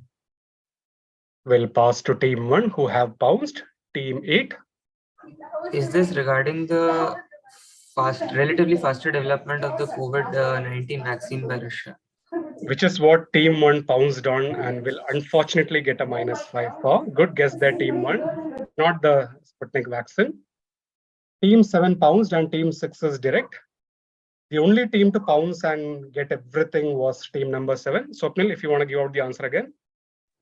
Yeah, so this was because of Queen's Gambit, and in which Russians were shown as being more accepting towards women in chess as compared to Americans. Superb answer there. This is a consequence of the portrayal of Russian grandmasters being portrayed in a good light in the Queen's Gambit. Superb answer from team 7, the only ones to get points on this. +10 there to team number 7. And unfortunately, we'll have to give -5 to teams 3 and 1, who both said the vaccine for COVID-19. Good guess though. And answered in the audience by Akshay as well. So that's +10 to team 7 and question now to team number 5. In 1966, he was able to get hold of his first personal mode of transport of a kind. It had a distinctive appearance and therefore came to be known.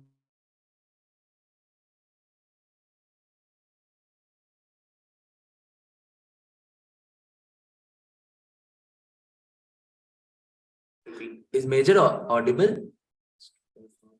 We can't hear him. No, I don't think so. Major is audible. Am I audible now? Yeah. Yeah. So this guy was able to get hold of his first personal mode of transport of a kind.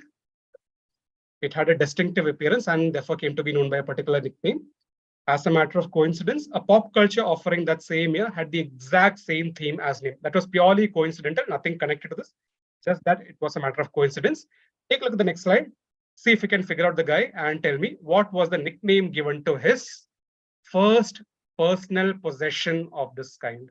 If you know who this is, you will know immediately what the answer is.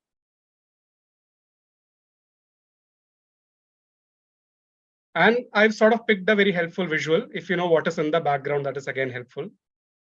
2 is pouncing. Okay. Major, you just need a nickname, right? That is all, yes. Pouncing, team 5 pouncing. 2 and 5. Team 7 is also pouncing. 2, 5, and 7.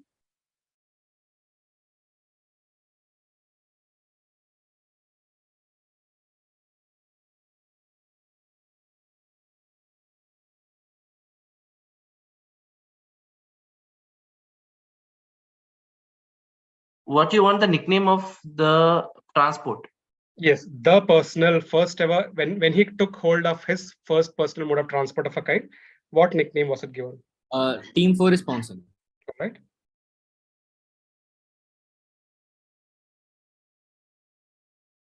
Major, photo helps, you said, did you? Photo helps, yes. Yeah, can you go back then? It's photo.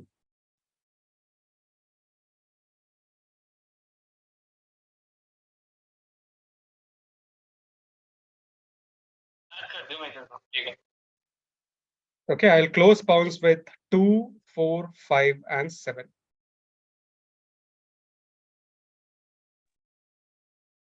Okay. Got pounces from 2, 5, 7. Team 8 is pouncing. Okay, I'll take your pounds and then close. Answered in the audience by Akshay. Major, I cannot see team 1's Akshay hands in the camera. Akshay, if you could kindly do the needful.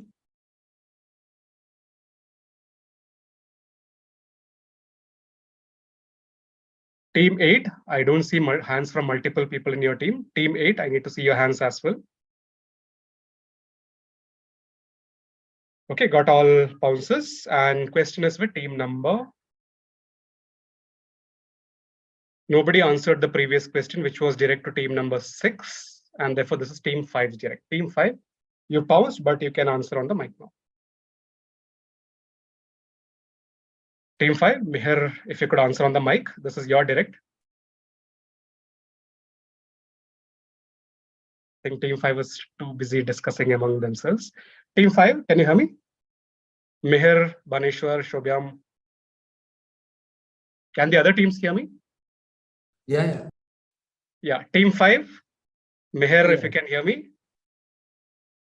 If it is Yes, your Major. direct, it is your Okay. direct. So we'll say. So can we give out the answer? Yeah, go for it. So we'll say the nickname was Yellow Submarine based on the Beatles album. Perfect answer there. This is Jacques Cousteau, who was an undersea researcher, the most famous undersea explorer. His first personal submarine was yellow in color and was nicknamed the Yellow Submarine. Of course, the Yellow Submarine by the Beatles came out that same year. Excellent answer. +10 to team number 5. On the pounds, +10 to team 4, +10 to team 7, +10 to team 2. And yeah, that's it. 2, 4, 5, 7 all get +10. And question now to team number 4. Dr. Rachel Irving is a researcher in basic medical sciences in a nation with 3 million people. Now, developments connected to this nation during a periodic set of events in the 21st century prompted her to investigate the reasons for the same. She found that the people involved in these developments had very high levels of serotonin in their bodies. Now, this was attributed to a special gene, with the serotonin making them determined, aggressive, and tough. In addition, their genetic pool was very homogeneous, with many potential candidates still capable of replicating these developments. The most famous member of all the people she studied had the added advantage of growing up in a hilly terrain in a place called Trelawney. What was she investigating? A periodic set of events in the 21st century is when all these people came into prominence. A very small nation with just about 30 lakh people. And she was finding out why so. Why is this like this? So she found it could have a genetic reason, and this is explained in the second para. The most famous member of the lot had the added advantage of growing up in a hilly terrain in a place called Trelawney. Team 6 bouncing. Okay. Major, my call again got disconnected. Can I? Yeah, sure. So Major, so whatever happened, this happened only by this nation in 21st century, or there were? Yeah. So the periodic set of events in question, it is not a 21st century specific. Team 8 is bouncing. Yeah, it's been there prior to 21st century as well. But for this nation, this set of developments, this set of events really became important only in the 21st century. Team 3 is bouncing. Okay. Think of Team small. 7 is And serotonin is something that helps you become aggressive, tougher, do better in whatever you're doing. Major 2 is bouncing. All right. Major, when you say that this whatever periodic center that you're saying, it is 21st century se pehle, I mean, it was before 21st century se pehle bhi tha, but for this nation, they assumed importance only in the 21st century.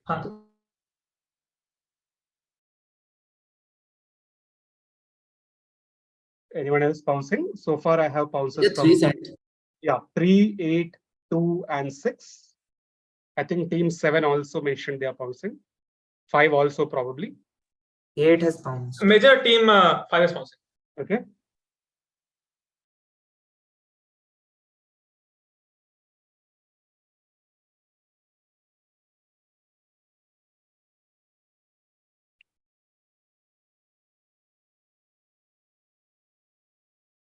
Okay, I don't see any other bounces, so I'll close it with team 5. Okay, Major, whose question is this?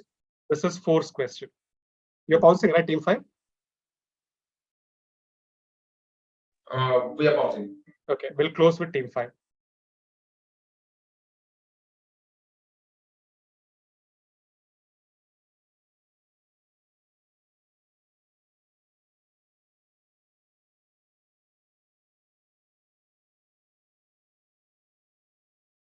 Got team 5's bounce as well. Question is with team 4. Yeah, so I believe she is investigating why the Jamaicans are so successful at running. Superb answer there. This is exactly what she was investigating, why Jamaican athletes are quick and dominate sprint events. The most famous, of course, was Usain Bolt. He grew up in this hilly terrain and practiced running in the hills, which is why he probably is better than the other athletes. That's plus 10 to team 4. On the pounds, plus 10 to team 2, plus 10 to team 3, plus 10 to team 7, but unfortunately minus 5 to teams 5 and 8, who also had very good guesses. 5 and 8 both get plus minus 5. And question now direct to team number 3. Robert Moses was an urban planner and public official who worked in the New York metropolitan area in the early to mid 20th century. He was regarded as one of the most powerful individuals in the New York City and state government. Now, he created the Long Island State Park Commission in 1924 and was instrumental in the development of the area as a tourist haven.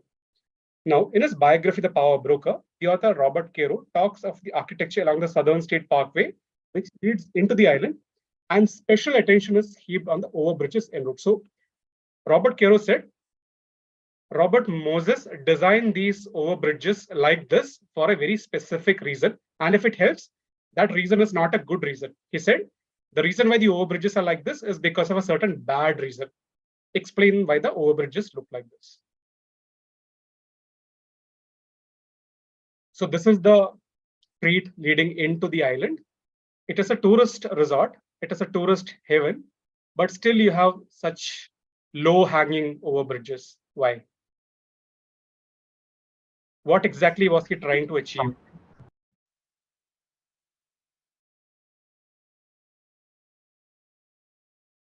And I said, it is not a good reason. It is a tourist haven. Basically, wanted more tourists to visit this place, but still you have low hanging overbridges. How would this help his agenda? The agenda of tourists, that is the final. No, agenda of Robert Moses. Yeah. He had a certain, yeah, he had a certain agenda, and which is why the overbridges are low hanging like this. Who's direct? This will be direct to team 3. So Major, just to confirm, is the answer related, finally answer related to the tourist part, or it is thoda different from that? Like whatever his agenda was, is that? It is related to tourists. So basically, it is a tourist haven. Tourists have to come here, but he still had an agenda with regards Teammate to is pouncing. Yeah, teammate pounds, go for it. But still he had an agenda with regards to these tourists. Major, do you want a proper noun or will a general explanation work? An explanation will do. I don't need any proper nouns. Why? So if you have such low hanging bridges, what could it potentially result in? Now think of it from the point of view of tourists. And maybe this image is slightly more helpful than the previous image. Think of what is in this image that is not in the previous image. What is in this picture that is not in the previous picture. That may be helpful. Team 4 pouncing. Okay. Major team 5 is pouncing. Go for it. Major team 6 has already sent the answer. Sure. Major, once in the text, could you just show us like which parts of the text help us for the agenda? Like in the text. Agenda, nothing in the text is helpful. I've verbally clarified that he had an agenda. So to meet this agenda, to meet his aim, he sort of designed these bridges to be low-hanging bridges. And the second image is more helpful than the first image, that because it has something that will help you get to an explanation.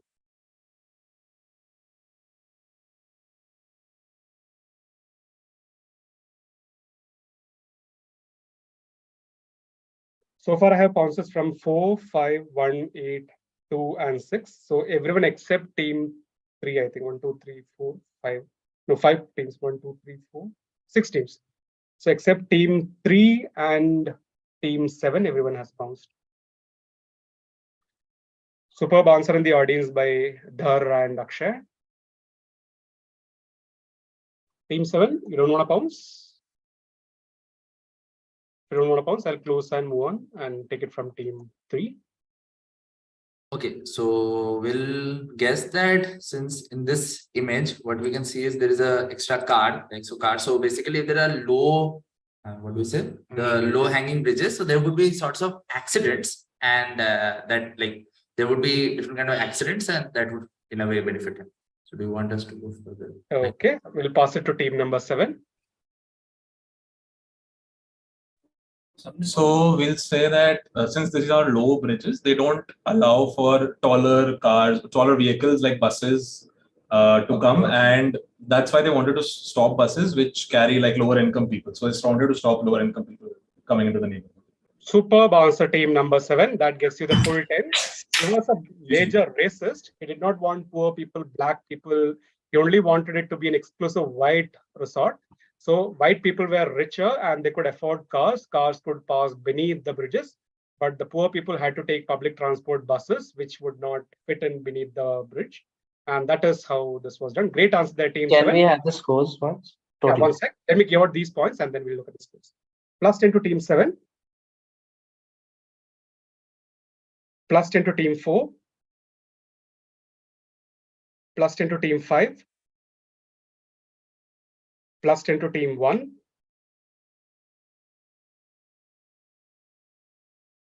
+10 to team 6. Did I miss out on any other team? So basically all Team eight, teams. team eight, Yeah, team all eight. teams. All teams except team 3 get +10. Tej, if you could just share your screen and the scorecard, I'll just stop sharing. Yeah, sure. 4 questions after this. Yeah. Is my screen visible? It's blurry to me. Yeah. I'll just read out the scores. Yeah, sure. Yeah, it's better now. Yeah. With 4 questions to go, we have team 1 on 125, team 2 on 150, 3 on 100, 4 on 140, 5 on 135, 6 on 100, 7 on 170, and 8 on 90. So team 7 in the lead by 20 points, team 2 currently second with 150, and team 5 currently third, sorry, team 4 currently third on 140. But still anyone's game. 4 questions to go. This will be direct to team number 6. Excuse me, Major. Yeah. Team 6, +10 is missing on our score. We have kept our scores, it's 110. I think We you didn't got give us- +3. We got 3 correct in this round. You didn't give us points for the 5th question of this round. That was the Jamaican sprinters question. Yeah, We so I found- think this is team 6, right? Yeah. Yeah, so you We could just send add them- 10 points to your, if you could just add 10 points this page. I think the answer. Okay. So Yeah, I question have it number on the chat. So they had pounced and got this correct. So they'll Okay. get, they'll be on 110. Okay. That's sorted. Yes. 4 questions to go, direct to team number 6. In the Bible, blank was a person with a certain disability and until he was completely healed by Jesus. This name was borrowed for a character in a popular series of novels for children due to obvious parallels, such as being oblivious to his mother's love. That is, the character in that series of novels was oblivious to his mother's love. The name also reflects his thoughtless devotion to the main antagonist of the series. Somewhat similar to the biblical figure, this character was also disabled in a way for years until breaking free. Additionally, in this series of novels, this character also impersonated someone else who had a similar disability. What is this name? Or you can simply name the character from that series of novels. And which series is this? So this is the guy from the Bible. So see if this image may help you with some kind of a disability. It is not readily apparent in this picture. I picked this picture so that the image doesn't really give it away.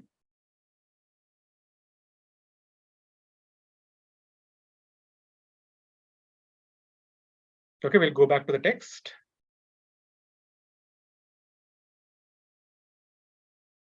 And from the description, the second para, see if we can use one English word to fit in all the sentences there. What kind of a disability could that possibly be? Oblivious to love, or you could rephrase this as dash to love. Thoughtless devotion, impersonated another character who had a partial disability of this nature. With that oblivious wala part, that the blank that helps in the answer, is it? Yeah, so instead of saying oblivious to his mother's love, you can use another word there, and that will give you the disability. Yeah, could you repeat this thing you just said about the para 2 hint? Nothing. I mean, basically, instead of reading that bit as oblivious to his mother's love, how else can you phrase this? Maybe rephrasing that may help you with the disability. And once you get to the disability, think of popular series of novels from, let's say, the last quarter of a century, where this name was applied to this character because of these reasons. If we get the name, can we get the novel series? Like if we figure it out Easily. If you Okay. get the name, you should obviously get the series of novels. workable.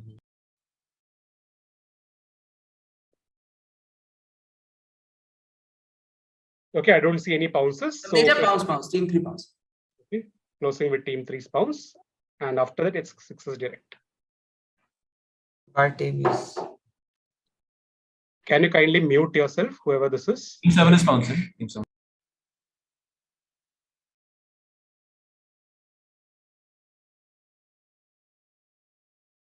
The major 3s, we are bouncing. We're bouncing. Yeah. 3 and 7 are the only pounces I'll take.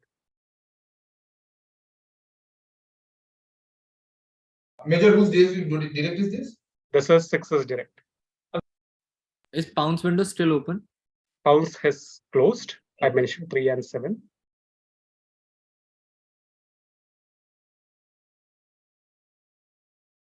Major Team three. answer? Is that the answer? I think it's I haven't got your answer.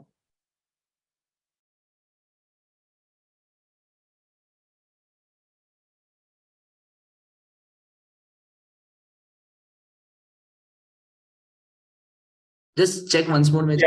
Yeah, got it. Team 6, you're direct.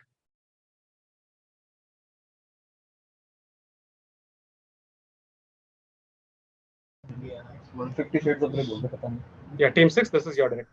So for the character, we would go for Celadonius as Celadonius, and as for the series of novels, I'm not really sure, but I would take a wild guess and say the Vampire Diaries. All right. Question passes to team 5. For the series, we'll say Harry Potter. And for the name, we'll say Percy Jr. Percy Jr. and Harry Potter. Okay, I get what you're hinting at, but we'll have to pass you. Team 4. Yeah, so I believe the series is Harry Potter, but the person is Peter and Peter Pettigrew in Harry Potter. Question passes to team 3 who have paused. Team 2.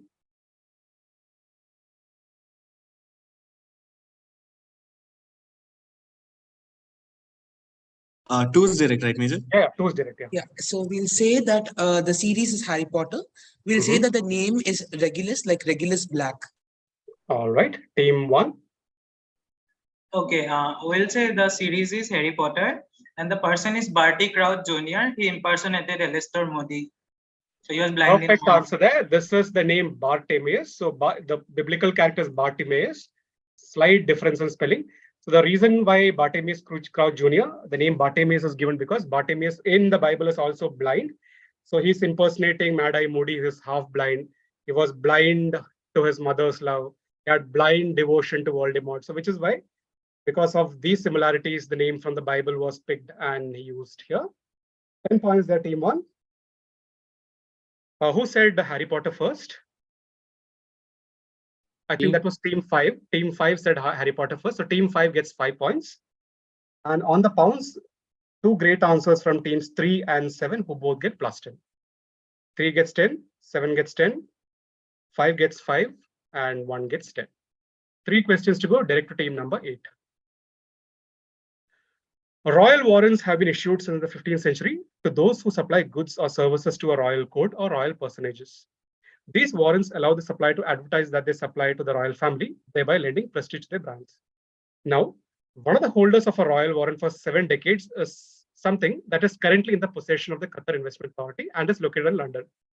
Now, because of this royal warrant, it also allowed them to open an outlet. It's not outlets, an outlet in a highly unusual location. And this location, it currently serves as a hotel in Dubai. Part 1, who were the holders of this warrant? Where did they open this shop? So to figure out where they opened the shop, look at the fact that their royal warrant extended for about 7 decades. See if you can figure out the royal personality who fits that description.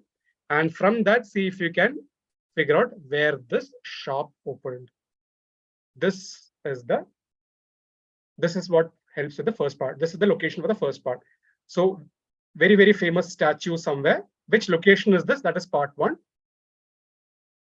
2 is bouncing. A famous location in London. Who were the holders of this warrant? And now look at the second part. 7 decades. See if that helps. If guides you towards someone. And once you have that someone, see if you can figure an unusual location that currently serves as a hotel in Dubai, which means it was earlier not a hotel nor in Dubai.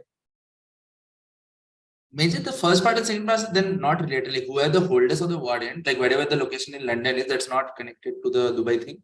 No, not connected. And 7 decades. They're connected only because they were able to open a shop somewhere. That is how the connection exists. Major, is this line, just to confirm, correct? Like one of the holders is a current possession. Like whoever the holder is, that is the possession of this authority. Correct. Yes. So basically, Qatar Investment Authority. So they've invested in FC Barcelona. They were sponsoring Barcelona for a while. So similarly, they had many other possessions across the world. One being whatever the answer to the first part is, and is located in London. What is that? It's a famous image from within the confines of that location or whatever that is. I didn't get you. The location is in London or in Dubai? They are 2 different parts. The holders of the warrant, that bit is London. Where did the shop open? That is currently in Dubai. Major, can we pounce for partial answer? No, you cannot part pounce. We need both parts on the pounce. Direct is it, Major? This will be team 8 direct. Can you give a hint, Major? Figure out where this is. Famous location in London. Figure that bit. Use the timeline. The question says royal warrants are because either you supply a royal court or a royal personality. See if you can figure out a royal personality from the 7 decades clue. Sir, who's direct is it? This is team 8 direct. Once pounce is closed. Can we have the image once, Major?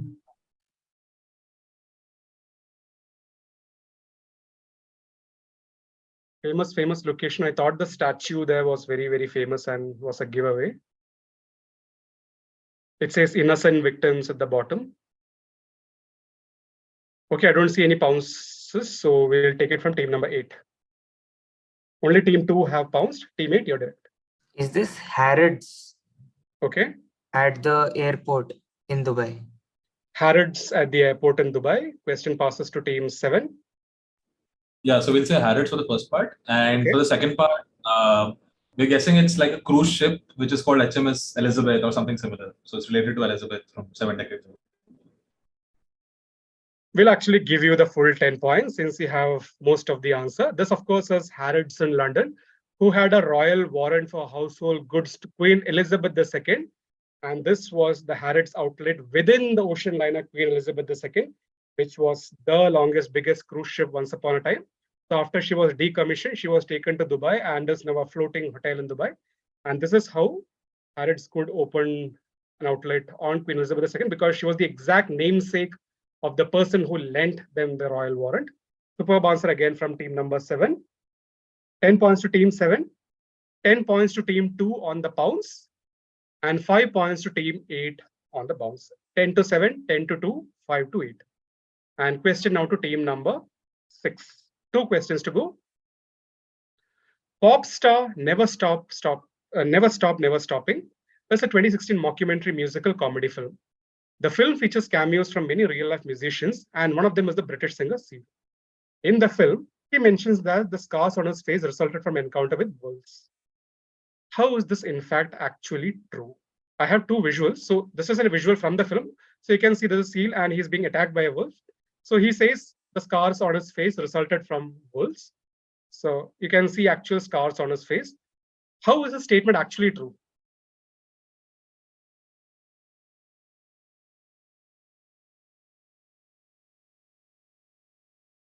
So whatever he said in the film is actually a true statement. Teammate is bouncing. Explain how. Teammate is bouncing. Okay. So Major, this guy Seal is a real life guy, right? Yeah, real life guy. Team 1 is bouncing. Yeah. Yeah, T1 probably one of the right teams to pounce on this question.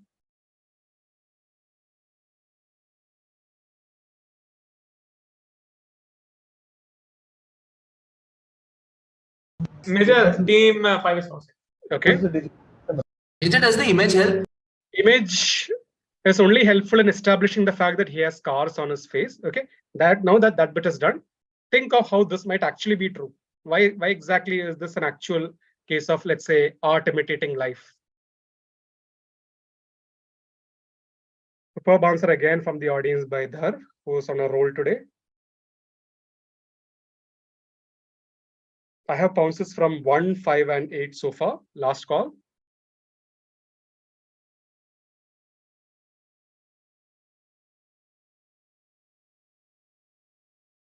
Okay, I don't see any other pounds. So question is with team number 6.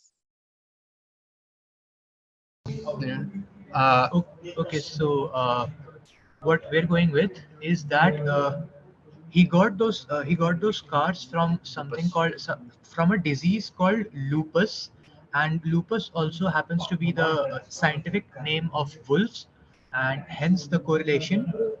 So yeah, that's about it. All right. Good for you if you just pulled it out of thin air.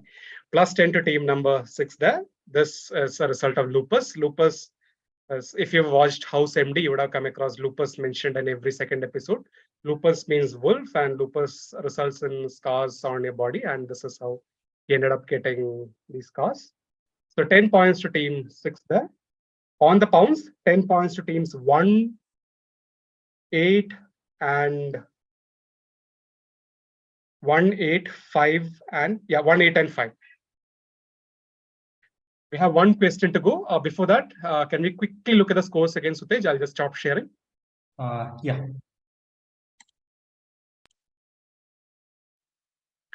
With one question to go, we have team 1 on 145, team 2 on 160, team 3 on 110, team 4 on 140, 5 on 150, 6 on 120, 7 have sealed it with 190, and team 8 on 105. One question to go. This will be direct to team number 5. You answer it and you tie for second and hope team 2 don't get it.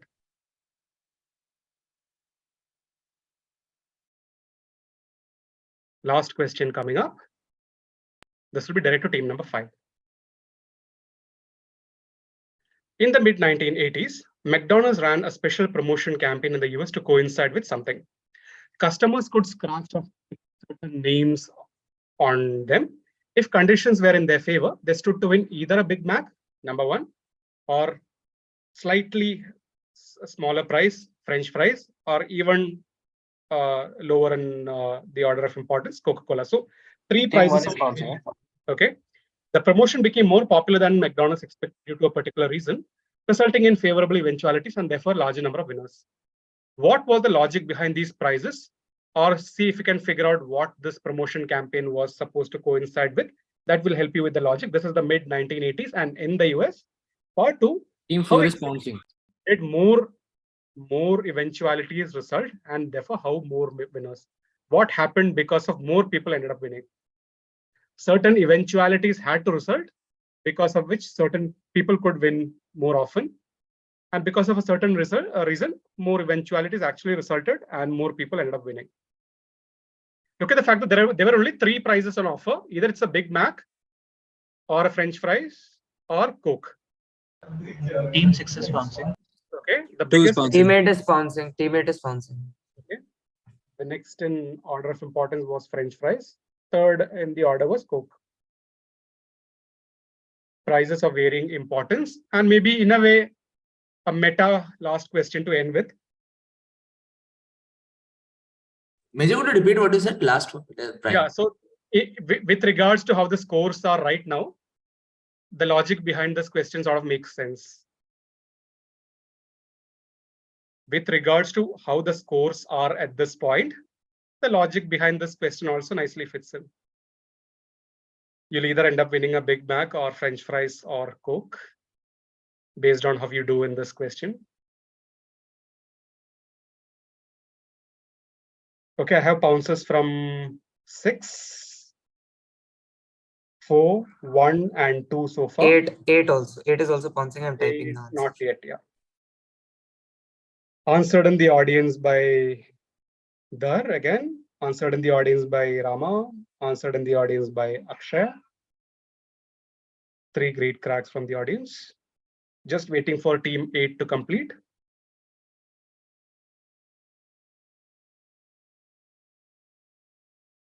Got team 8's bounce as well. Team 5, you're direct. You can take it away. So we're talking about the 1984 Olympics that happened in Los Angeles. So that was the Big Mac would signify gold, French fries silver, and Coca-Cola bronze.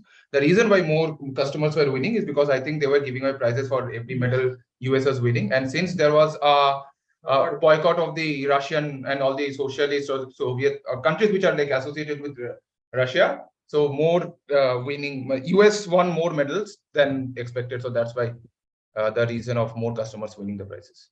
Could not have explained it better than that. Plus 10 to team number 5 there. So basically the campaign was if the US won gold, silver or bronze, so customers also correspondingly win prizes of equal importance. And since the Soviets boycotted the 1984 LA Olympics in retaliation for the US boycotting the 1980 Moscow Olympics, the US ended up winning more medals because the Soviets would have taken away a lot of medals if they had taken part, which is why since the US won more medals, more customers also ended up winning. Great answer there, team 5. I think that will get a Coke for you with that answer. Plus 10 to team 5. And team 1 gets 10. Team 2 gets 10. Team 4 gets 10. Team 6, your answer is incomplete. You did not explain the second part. We will not give you next. No next to team 6. And plus 10 to team 8.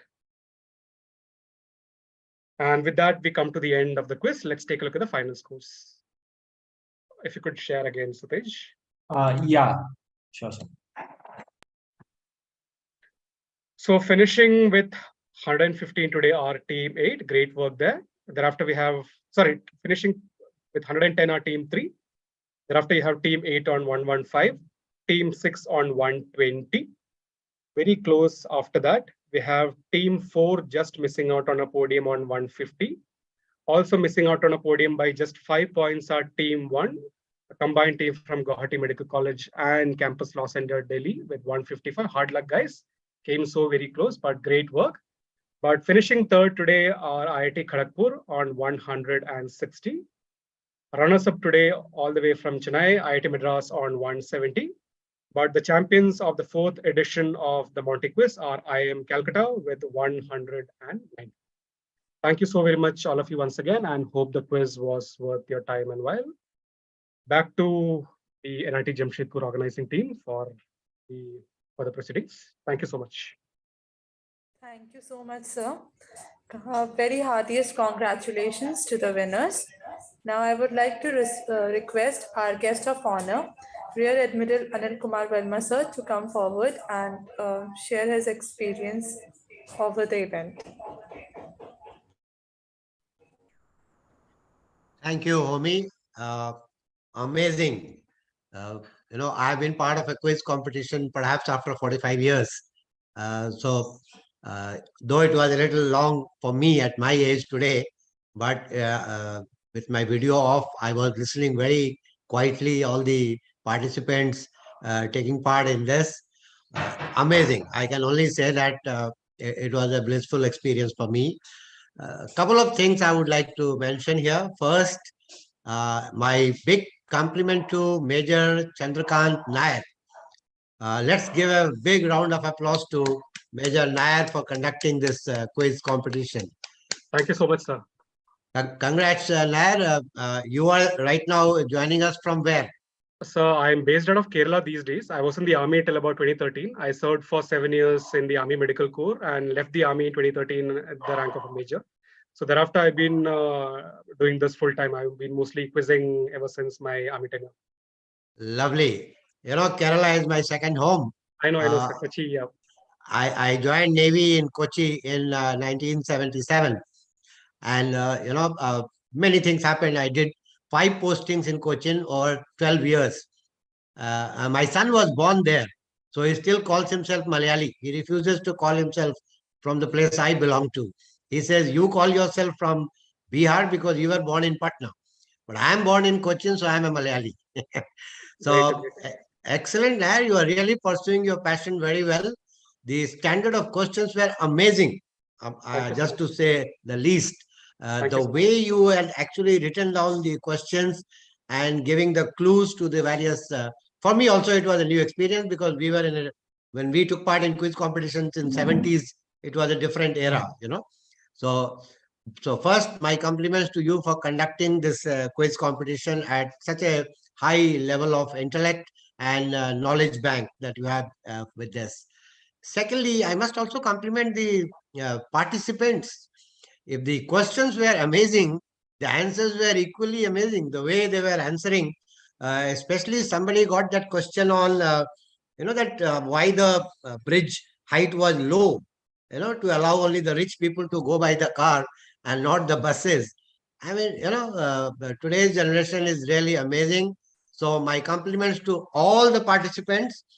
They all did very well. Winning and losing is not that important as participating. This is what the motto of any sport is. And I think quizzing is also a sport in a way.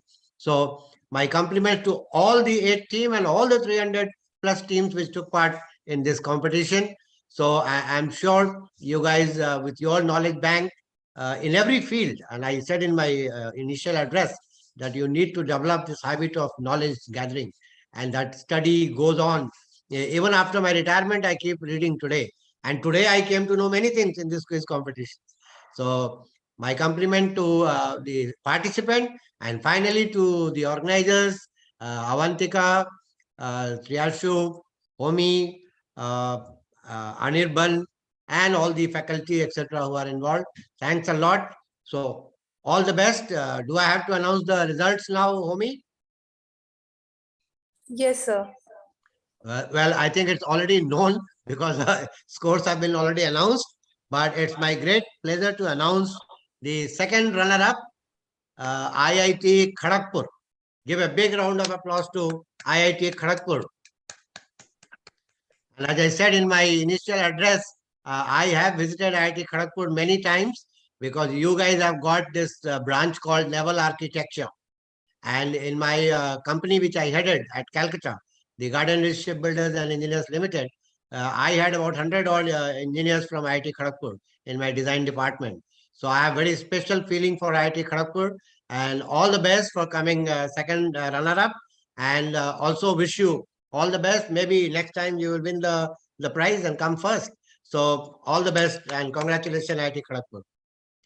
Second, the runner-up, and I said that the most innovative engineering college in India today is IIT Madras. They have the innovation and incubation ecosystem, which is second to none, and we all envy IIT Madras for that. In fact, those who are sitting here from IIT Madras, they may know that one of my colleague, Admiral George, from Kerala, incidentally, after retirement from Navy, he has joined IIT Madras as a industry interface for creating the ecosystem there. So heartiest congratulations, IIT Madras, for becoming runner-up in this competition. And now the prize announcement. And once again, an institute which is very close to my heart. And since I was in Calcutta during my command of the Garden Ridge Shipyard, I used to go and interact with the students there a lot in IIM Calcutta campus in Joka, if I remember it correctly. So heartiest congratulations, Team 7, Vrishang, Swapnil, and Sutri. The winner of the Monty quiz this year, and all the best. Congratulations, Team 7, IIM Calcutta. So once again, congratulations to all of you, and all the best in your life, in your career, and all the best in your next quiz competition, wherever you participate. And maybe the teams will change the order next time. Thank you. Over to you, Homi. Thank you so much, sir. Now I would like to call upon Sunith sir's father. Sir, if you are here, please, if you can share some of your views on today's event.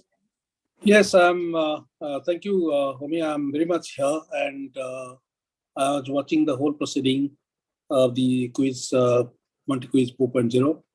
And like Admiral Verma has already said, he said everything. But I would like to second him, rather say a few words of compliment that, as usual, Major Chandrakant Nair, compliments to Major Chandrakant Nair for having conducted the quiz on such a highest level. Thank you so much, sir. My pleasure. And it was really, I mean, like Admiral Verma said, it was also beyond me, although we are not in this field as of now. And most of the things, though I knew the IL-76 was my favorite aircraft because I was flying that aircraft for 9 years, every day operating to Leh and Thois, where the picture was shown from Leh. And that was my second home, rather, when I was posted at Chandigarh. I used to operate almost every day in and out. And in fact, you do night operation as well to Leh and Thois. And that attracted me very much. And thank you very much for this selective questions, which my son, wherever he is, he will be watching it. And I would just like really to add something here. Many thanks to Vaibhav for sharing all of Sunith's interests. Without him, I could not have framed that round. So many thanks to Mr. Vaibhav for sending me all the details. Yes. He's the main guy actually, and he's the one who is the main coordinator. And without him, of course, this quiz competition wouldn't have been held in the first place. So he's the one who started this, and he's the one who's continuing this, of course, with all help from NIT Jamshedpur, QNIT, and the Quiz Club, and the faculty of NIT Jamshedpur. So without him, of course, it's not possible. And I'm glad that there's so many questions you asked concerning defense and concerning Sunith's interest. And I was also really impressed and were really surprised for me that how you extracted these questions, how did you get these pictures, and thank you very much. And my compliments to the all the participants, particularly team number 7 for being the winner. Heartiest congratulations to you, team 7, and IIT Kharagpur for being the second runner-up, and IIT Madras for being the third runner-up. Heartiest congratulations. And not only that, I congratulate all the participants, because it is not like the Admiral said, it is not the matter of winning, it is the matter of participation. And you all have participated in a quiz competition of this nature, of this standard, and you have proved that you are capable of participating in this type of competition. Thank you very much, all participants, and heartiest congratulations to all of you. And lastly, the organizers, Homi, Avantika, and my dear friend, my son, like Vaibhav Gupta, who was very close to Sunith, for doing all this, taking all these efforts for making this Monty Quiz 4.0 a grand success. Thank you, everyone. And the faculty of NIT Jamshedpur, the director, the Professor N.R. Mohanty, thank you very much for your wholehearted support to conduct this function. Thank you. Jai Hind. Thank you so much, sir. Now I would like to request Vaibhav Gupta, sir, to please come up and share his views on today's event. So, Chandrakant, Major Chandrakant, I am very glad that IIM Bangalore is not the winner. I know this is IIM, but not Bangalore this time. So, really happy to see that this is another IIM Calcutta. But IIMs is making their mark. So every year they are the winners, be it Bangalore, be it Ahmedabad, or be it the Calcutta one. So thank you so much. And I think the quality of quiz has been, of course, has been consistently very well prepared by Major, and I'm really impressed by all the questions, because I have followed everything and I've seen all the questions. I thought that I'll leave for 5 minutes, but then I came back, because I thought the questions were really good. So the quality was really good, and so just want to thank you, Major, for conducting this. And I hope we will do Monty Quiz 5.0 next time, and we will continue this relationship with, there are two constants of this quiz, and I think it's me and you now continuing this legacy for Sunith Monty. So Honored to be a part of this. Yes, thank you so much. Thank you so much. Thank you so much. Yeah. Yes. Another part is that I want to thank you, the organizing team, for making sure that this is a grand success. As Uncle said, that this is a grand success, and Verma sir also mentioned about how we have conducted this quiz with the major participation which we have this year as well. So just want to congratulate every one of the organizing team to make this happen, and I can surely say that not today, not this in college time, but going forward, you're going to go do great things, because once you start the process, once you follow the process, once you get the results, you know how it feels like. So you really guys are awesome, and thanks for being there, for hearing me out, for sharing me ideas with you, and we have a success one. And lastly, thank you so much, Mr. A.K. Verma sir. आपका आना बहुत अच्छा रहा. Really appreciated, because I've been meeting you in Nidja and twice, and with the way you conduct anything you say, it's come from heart, and we can feel it. So anything you say, it doesn't reflect that you are forming sentences or odd, but it comes from your heart, and you say what you want to say, and it really touches our heart every time you say anything. So, आपका full introduction to the end part, I think really we are really glad that you become part of this quiz, and we want you to conduct. We want you to be there in the next version as well. So we will see how it can work out. I accept your invite. Thank you. Even my invite.